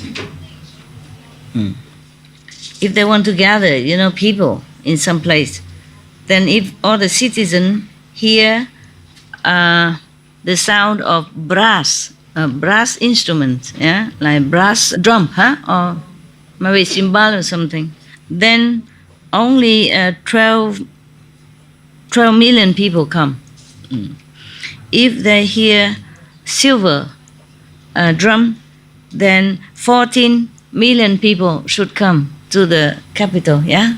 And then, but at that time, they use a golden drum. So all the country people will come, golden drum, okay? And then the king ordered to prepare the platform for competition. Yeah. And of course, it's very beautiful, They hang in curtain, banners, and canopy to take care of everybody's coolness and all that. Yeah. And then on the days, it's very magnificent. And then king and all the officials and citizens came out. The whole royal family came out, and then the citizen came out. Yeah. The king sat very high, all the officials surrounding him, and then lower is the citizens. Yeah. Oh, the citizens are surrounding the king and the officials. And the 6 magic master has 3 million people follower. Wow. Powerful. 2 million people following them to go there. It's their disciples. Yeah. And Tudak, the prime minister, also prepared a very high days and beautiful for Sariputra. Sariputra. Only him? He has not too much magical power. Buddha said he has a little intelligence and a little magical power. And he said they could not even touch the hair of his leg. Oh, man, I thought he's humble. No, he has to tell the truth. Maybe he could defeat them. Maybe that he believed in the Buddha so much. Buddha will help him anyway. He can't do all that. Okay. At that time, Sariputra was meditating under a tree, and everything was, he's all calm. All his beings is very calm. And his spirit or his soul is wandering all over the universe. No obstruction. Then he was thinking to himself in his mind. The soul can go everywhere, the mind stay. And you can still thinking of the mind while you are meditating, your soul running everywhere else. That's a different thing. He was thinking, this gathering, these magic people, they are in the wrong path, and they're also very arrogant, condescending. How am I going to even, convert them? How can I convince them to change their wrong view? He's still thinking to help them even. Okay. And then thought like that, he stood up, using all his merit, 3 merit, and he vowed thus: if, since time immemorial, since many, many eons past, I was a good person, very filial to my parents, very respectful to monks' order, Sangha, and respectful to Brahman priest, then let me participate in this gathering of competition. And when I arrive, all the people will just stand up to greet me, if I was such a good person. At that time, the 6 magical masters saw everyone already at the gathering, but the Sariputta has not come yet. So they came up and said to the king, Your Majesty, Gautama's disciple know that they don't have enough ability to defeat us. So he probably hides somewhere, run away already. Yeah. So the king asked the Tudak prime minister, Tudak, the disciple of your master already agreed, promised to come to compete. How come he is not here yet? So Tudak said, Your Majesty, let me go check out, go home and have a look. So he went and saw Sariputta sitting in meditation. So he asked him, obeisance to great, respected reverence, Sariputta, king, officials, citizens, and the 6 magic masters already there. Please come to the gathering.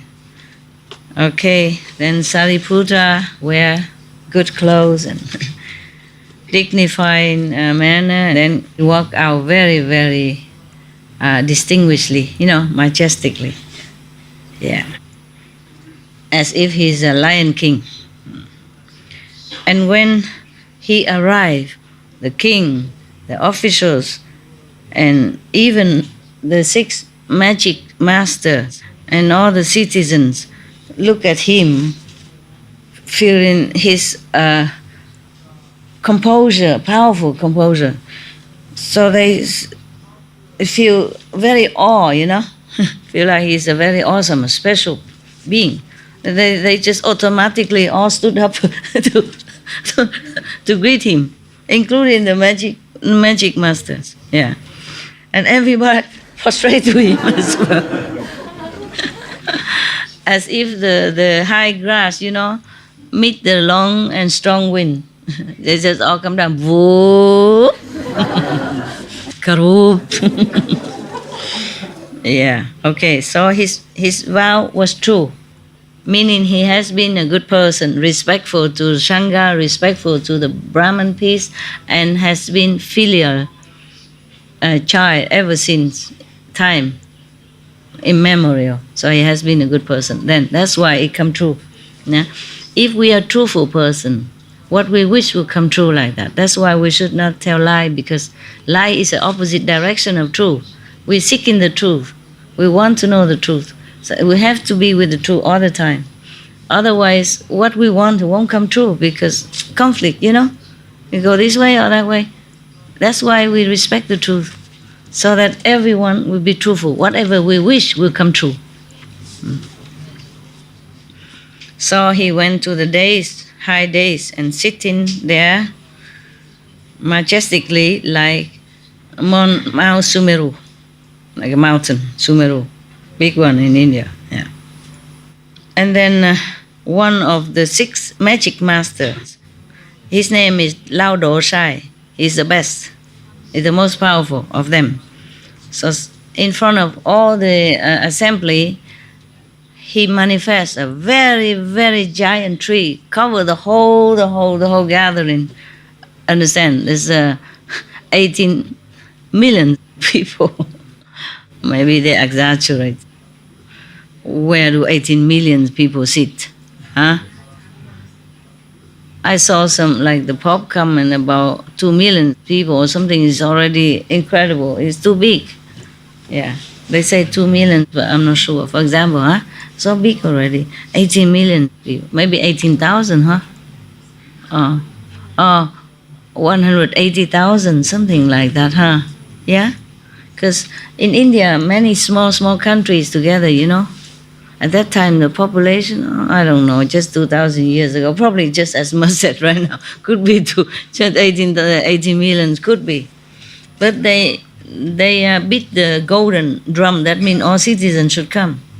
But maybe not all of them come, Never mind. He manifests a big giant tree cover the whole gathering. Maybe just a vicinity, in the inner vicinity. Very lustful, beautiful flowers and juicy fruit. Everybody, hurrah, hurrah, hurrah. Yeah. Yeah, praising his magical power.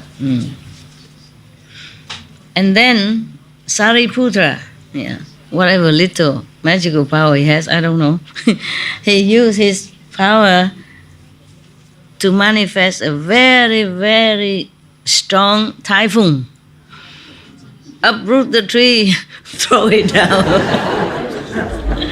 and crush it into powder. Yeah, dust. Yeah.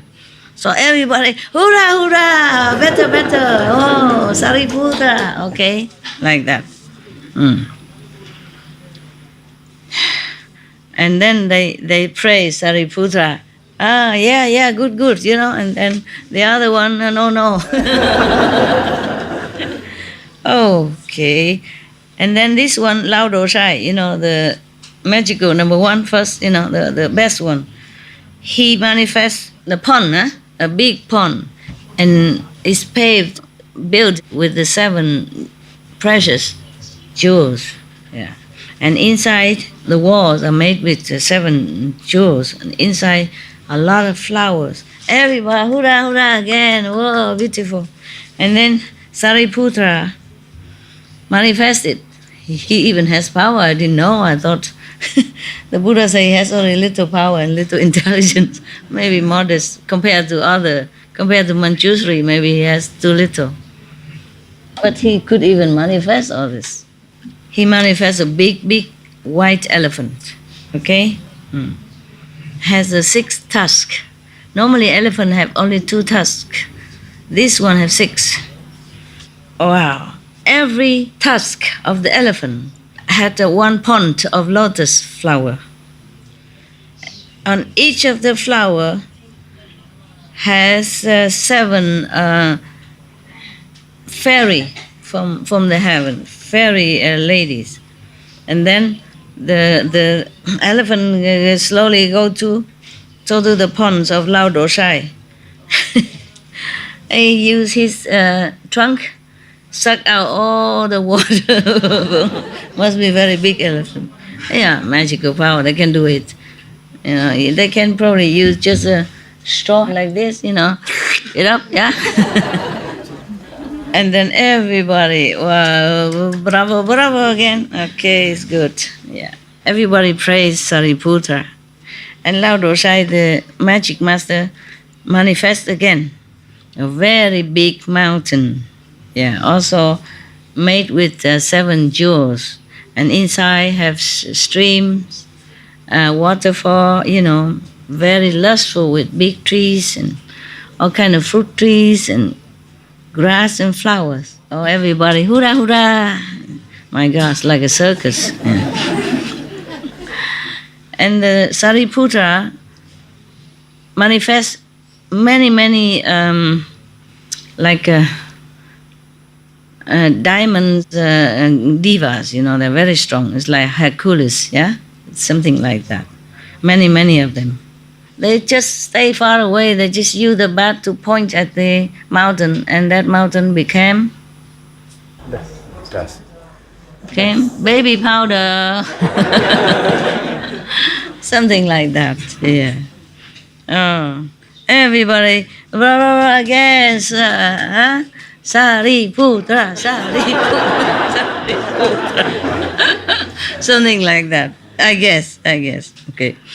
Lao Do Sai, the number one master magic, manifests a very big dragon with 10 heads.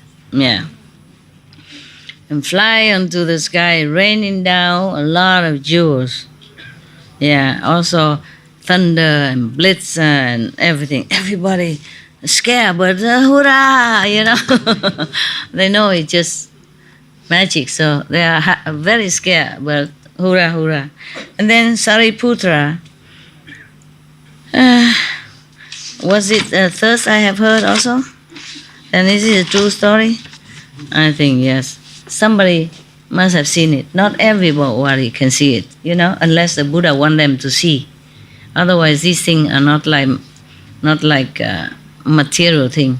So sometimes if people meditate a lot, they can see. Like some of you see things that other people sit next to you don't see. And then they tell it to Anand, and then Anand tell us. Okay. Then Sariputra manifested big ego, big. Yeah. And the claws are like iron. The bird came, took the dragon, tear it apart, eat it up. God, must be very big bird. And everybody, hoorah! Sariputra! They are applauding so loud, it's like firecrackers all over the land. And praising Sariputra, number one.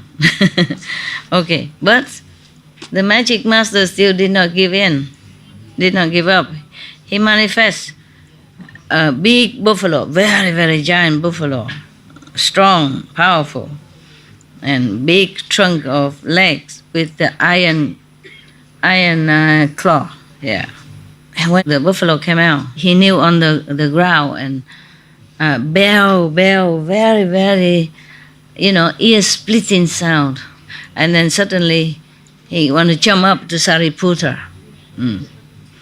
Sariputra manifests a bigger lion.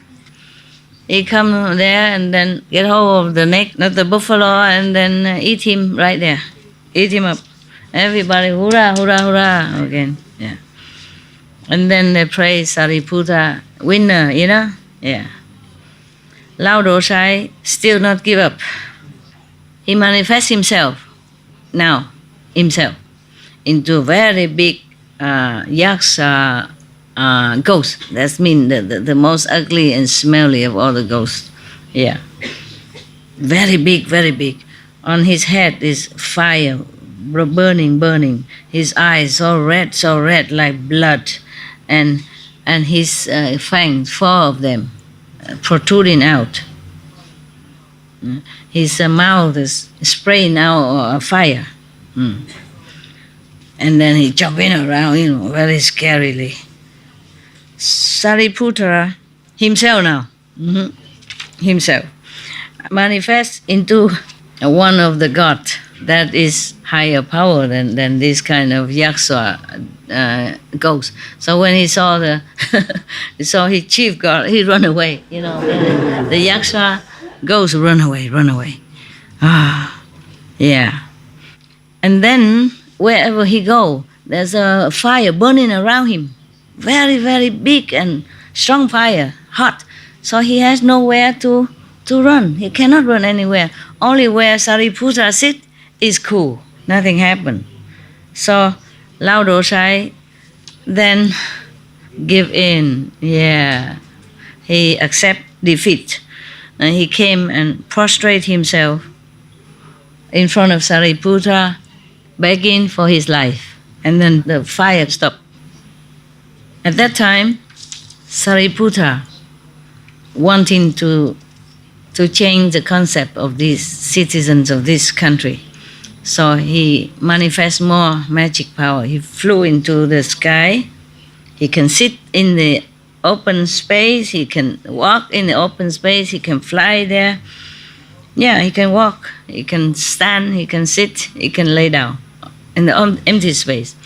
And then the upper level of him manifests water coming out, and the under part of his body spraying out fire, So everybody just watching, and he come to the east, and then he disappear to the west, and etc. etc. He come out and disappear, come out and disappear. Sometimes he make his body so big that the whole sky is filled with his body. Sometimes he make his body so small, so small. Or sometimes he manifested millions of bodies, and then sometimes he make all his body come back into one body. And suddenly he was in the sky, and then suddenly people see him under the earth, hiding under the earth, and come back from the earth. And then he can walk on the water like nothing, like on the ground.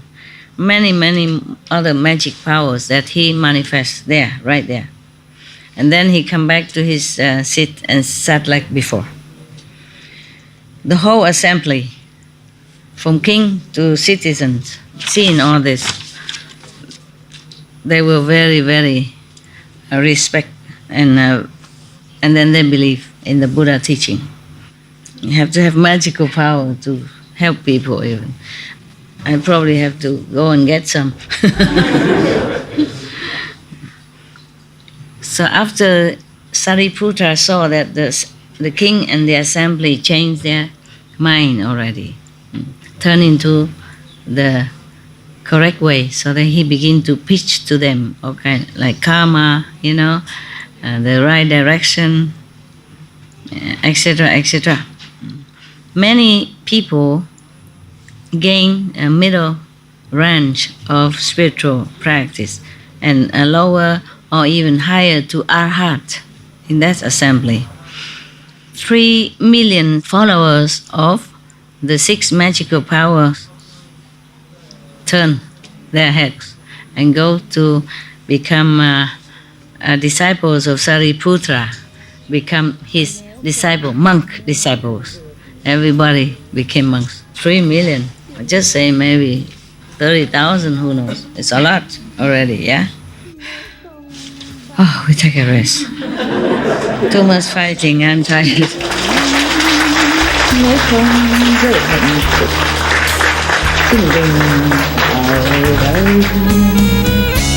Some days later, after that, Sariputra and Tudak, the prime minister, go to the Kira Prince garden and measure things.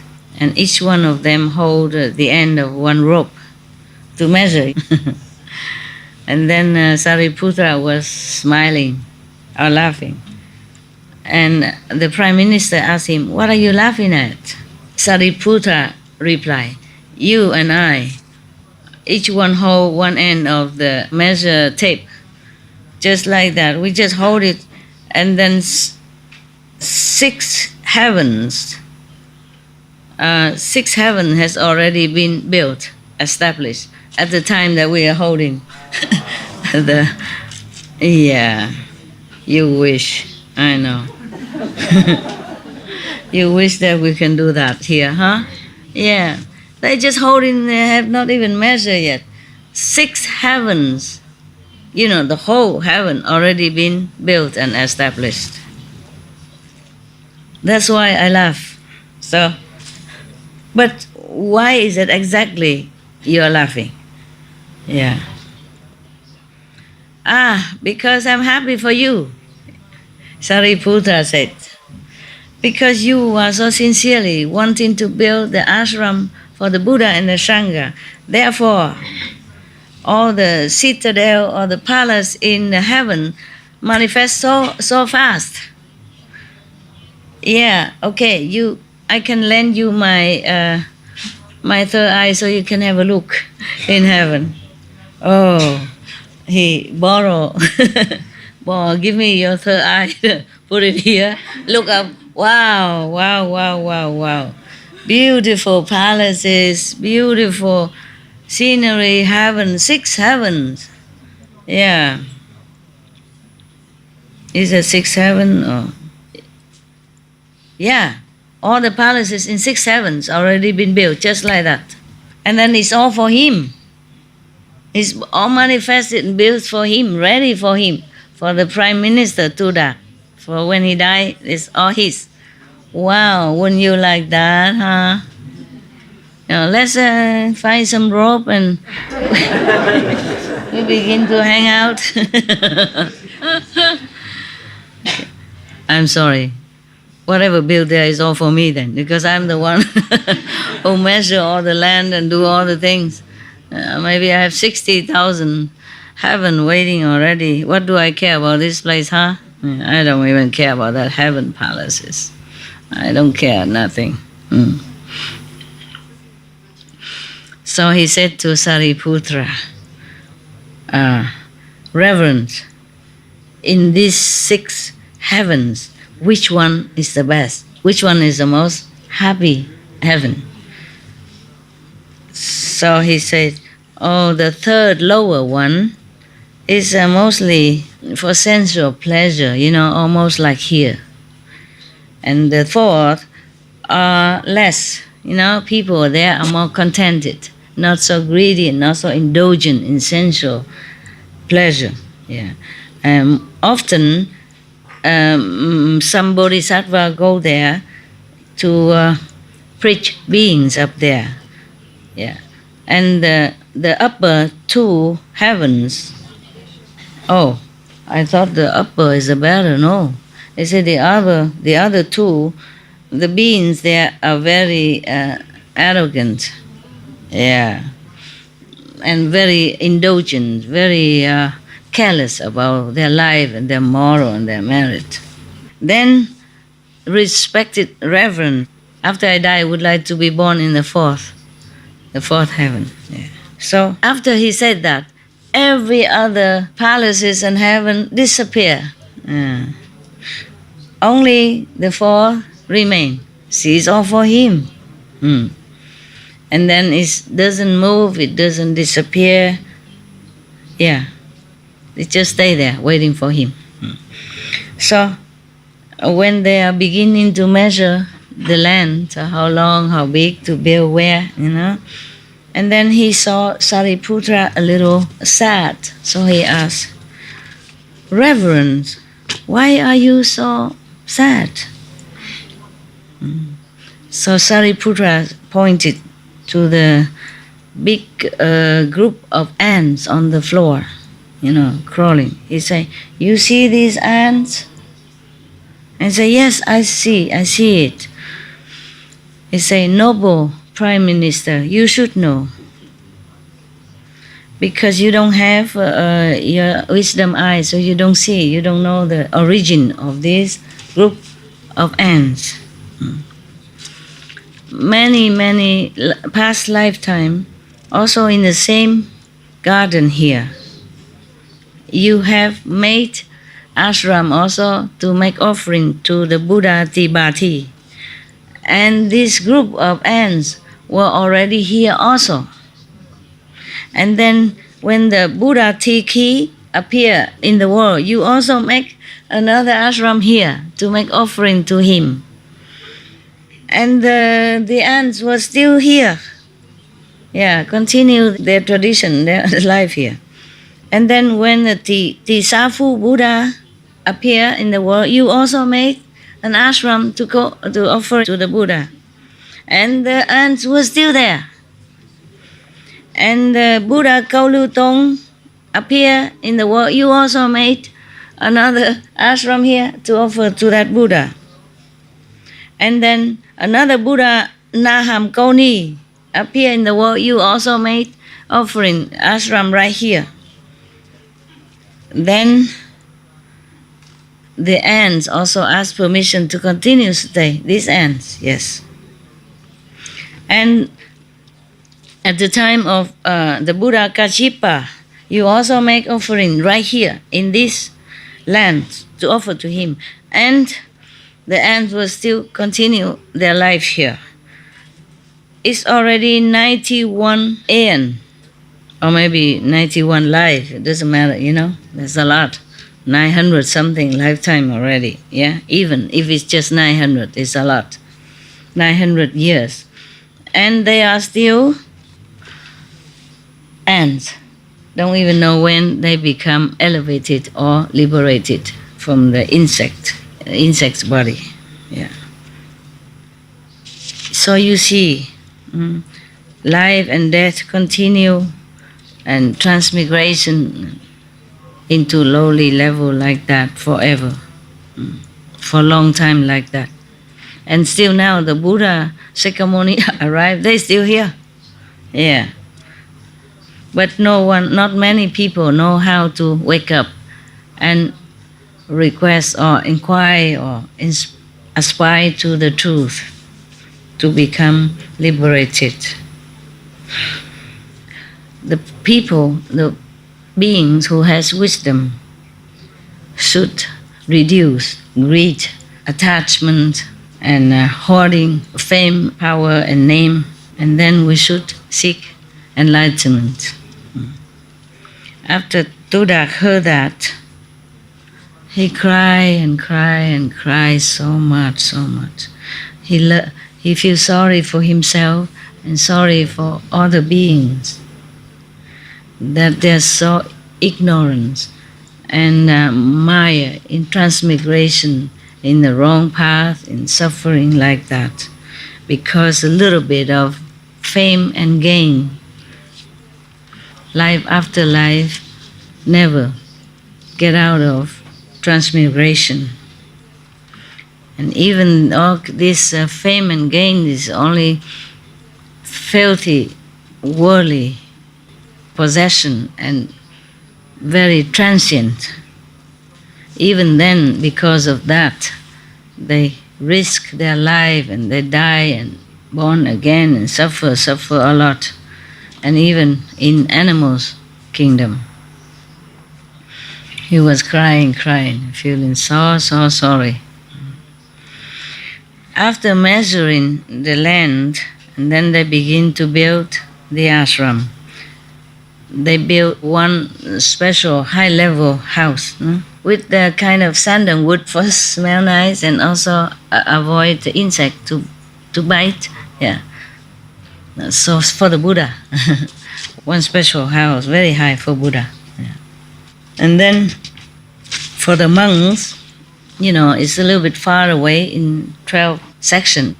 No. In 20 section, yeah. Because there are 1,500 monks. So they have, different quarter for all of them. After all that is built, he thought, whatever it is, I am still just an official, belong to the king. If I just take my own liberty to come out and invite the Buddha, then maybe there's obstruction or maybe the king is not happy. So it's better I go and report to him first. So he came in and said, Majesty, I have already finished the ashram for the Buddha to come so that he can preach the ultimate wisdom and truth and bless our land and our people so that they become more humble, more moral, and it's better for them. And then they can all turn to a good religion, a good teaching. Yeah. And also our country will be blessed with peace and prosperity. Please, Your Majesty, send a messenger to come to invite the Buddha. Then I will forever in debt to you. I'm grateful. Yeah. Oh, the king feel that this is very good, as if the prime minister did the right thing, very polite, and he's happy. So he orders some of his subordinates, go to Vungsa city, invite the Buddha and the Sangha. Okay, so went in, praise the Buddha, bow to him and say, Well honored one, my king and I and other people come here to invite you. Please descend to our country in this survey where we already built an ashram in order to propagate the true teaching for our country to have your blessing, and our country and our citizens would bath in your grace. Yeah, okay. Please allow that. So the Buddha said, yeah, precious, excellent, yes. Your king and others, and you and the officials have come here for the sake of your citizens, so that they become happier and improve in every way. Yeah. And later on will be even born in heaven to enjoy happiness. So I, of course, am very happy to accept your kings and your invitation. All right. He said, I will come soon. He didn't say when. Say, someday soon I will come. Because the Buddha wants, after he accepts the invitation, he emits great light, that shaking the whole country, in Save country, to awaken first some degree of the people's mind and heart over there first. Yeah. So everyone feel his power of blessing. When he walked to the Save country, of course many disciples also following him. And at every resting station, they both go there and take a rest, or go and take a rest. Even from on the way from there to Save country, he already saved many souls, blessed them and changed them and convinced many people already. Yeah. Gradually, they already arrive in Save country. The king and officials and others all come out with flowers and incense to greet the Buddha. It's so great number of people. Everybody saw the Buddha and they all prostrate on the ground as if the tender grass been blown down by big typhoon or big wind. Okay. Everybody happy, happy, happy. Yeah. Oh, so many chariots, many horses, many people. It's like the sea of happenings. And where they are bringing him is in a very high level, high-rise level of land. It's very peaceful, very cool and beautiful. And they already hanging banners and flags and cover and canopies, everything. Very beautiful and very, very awesome. And the Buddha came and sat on that dais and emitting great light to all direction and to 3,000 great heavens. His toes just pressed on the earth, and then the whole earth trembled. Yeah. Suddenly all the music came out from all directions. Yeah. Kuan Yin, I guess. Yeah. Even people are not initiated yet, then they would hear already some music. It happens, yes. As if some big orchestra was playing there. So everyone are happy and has benefit in some way. The deaf can hear, the blind can see, and the stutter can talk, and the hunchback became a straight back. I wonder. Many people healed of their ailments. So the whole country very, very happy, from old to young, man to woman. Yeah, everybody come and try to prostrate to the Buddha. At that time, the Buddha observed different people, different affinity, and different route to teach them accordingly, as if a great doctor who knows different patients' sickness and treat them accordingly. So many people gain some benefit, elevate themselves to different position of spiritual consciousness. Then must be initiation then. Yeah, the sound of music from nowhere and all many different attainments, just like initiation. People have different level. And even some attain arahat as well. Some even already saw the seat of Pratyekya Buddha right there. Yeah, and some other people aspire to become Buddha. At that time, the Buddha said to me, Anand, I wasn't there, don't say to me, mean Anand. This garden belonged to the Kapkodok, the one who gives to the desolated, needy beings, yeah. And all the trees belong to the prince Kida. Both of them put their minds and forced together very, very diligently to build this ashram. So I think we should write out there. There's the trees are from the Prince Kida, and the land is from the Kapkodok, noble prime minister, so that the people in a later generation know that. So Anand say, yes, World Honor One, I will obey your command. And then everybody prostrate to the Buddha and retreat, go home.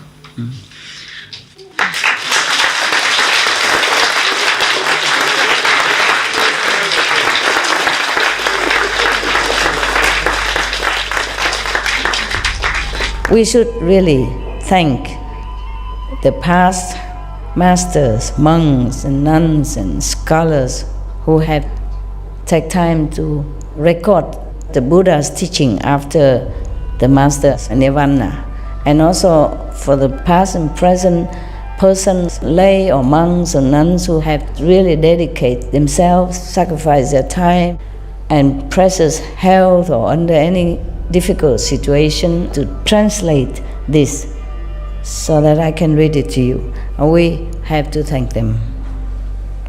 And may they be blessed forever by all the Buddhas.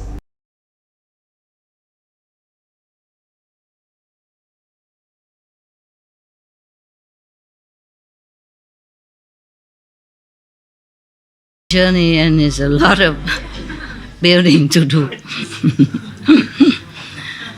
Yeah, because he first put go wherever he can put first, and wherever the trees, sometimes bushes are difficult, so he left it until the last minute. In the other story, I heard he was going around a tree area and was thinking, and then the prince said, nah, maybe you don't have enough gold, or if you're sorry, then you can return the garden to me. No problem. But he said, no, I'm just thinking how many cart of gold we have to bring so that we don't bring too many and then come back and forth, it's a waste of time. So therefore, the prince saw that he's so determined to make offering to whoever that Buddha be. So he said, he asked who is the Buddha, and then he explained that and that, and then he said, okay, then the trees I offer to Buddha, you don't have to put gold around it. Yeah. It's cooler, right? Cooler to sit under the tree on the earth instead of on the gold. I wonder how big is the garden. Must be very big, 1,000 something people. At least it's as big as this, huh? And with coconut tree and olive trees, yeah? Okay, guys. Everybody bow to the Buddha and go home. I bow to you, I go home now. I'm tired.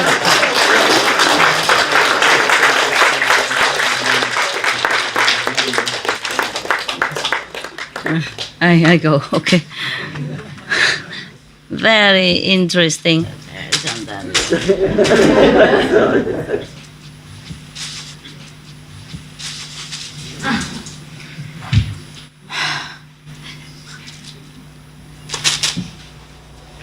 The best blessing in there.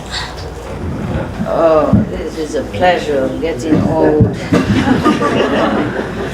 Yeah. This is one of the Four Noble Truths. I manifest right there for you. Yeah. Thank you.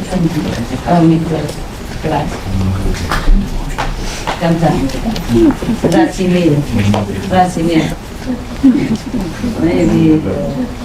Maybe we have to go ask the saints of Monaco in his garden. Maybe he changed his mind, I don't know. Okay, huh? Yeah.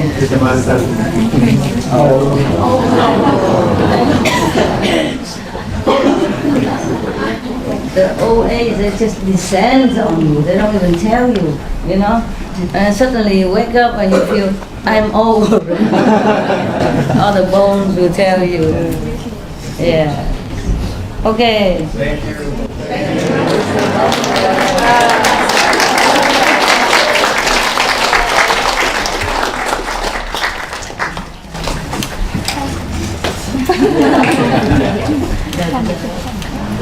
I love you. I love you.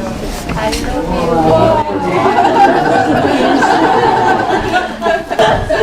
you. People could go on the garden and you could go on your finger.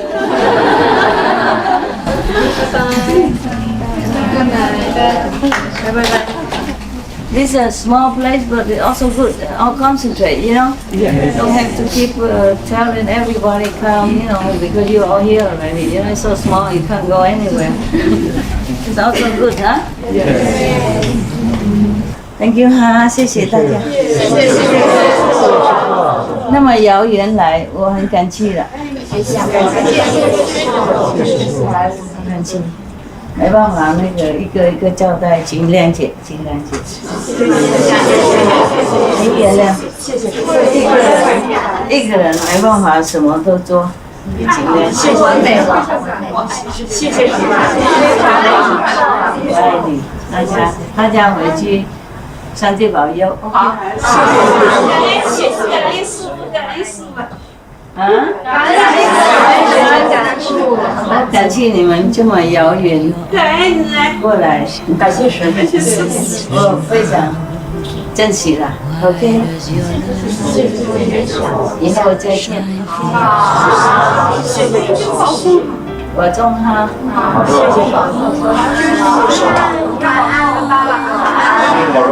师父永远年轻漂亮。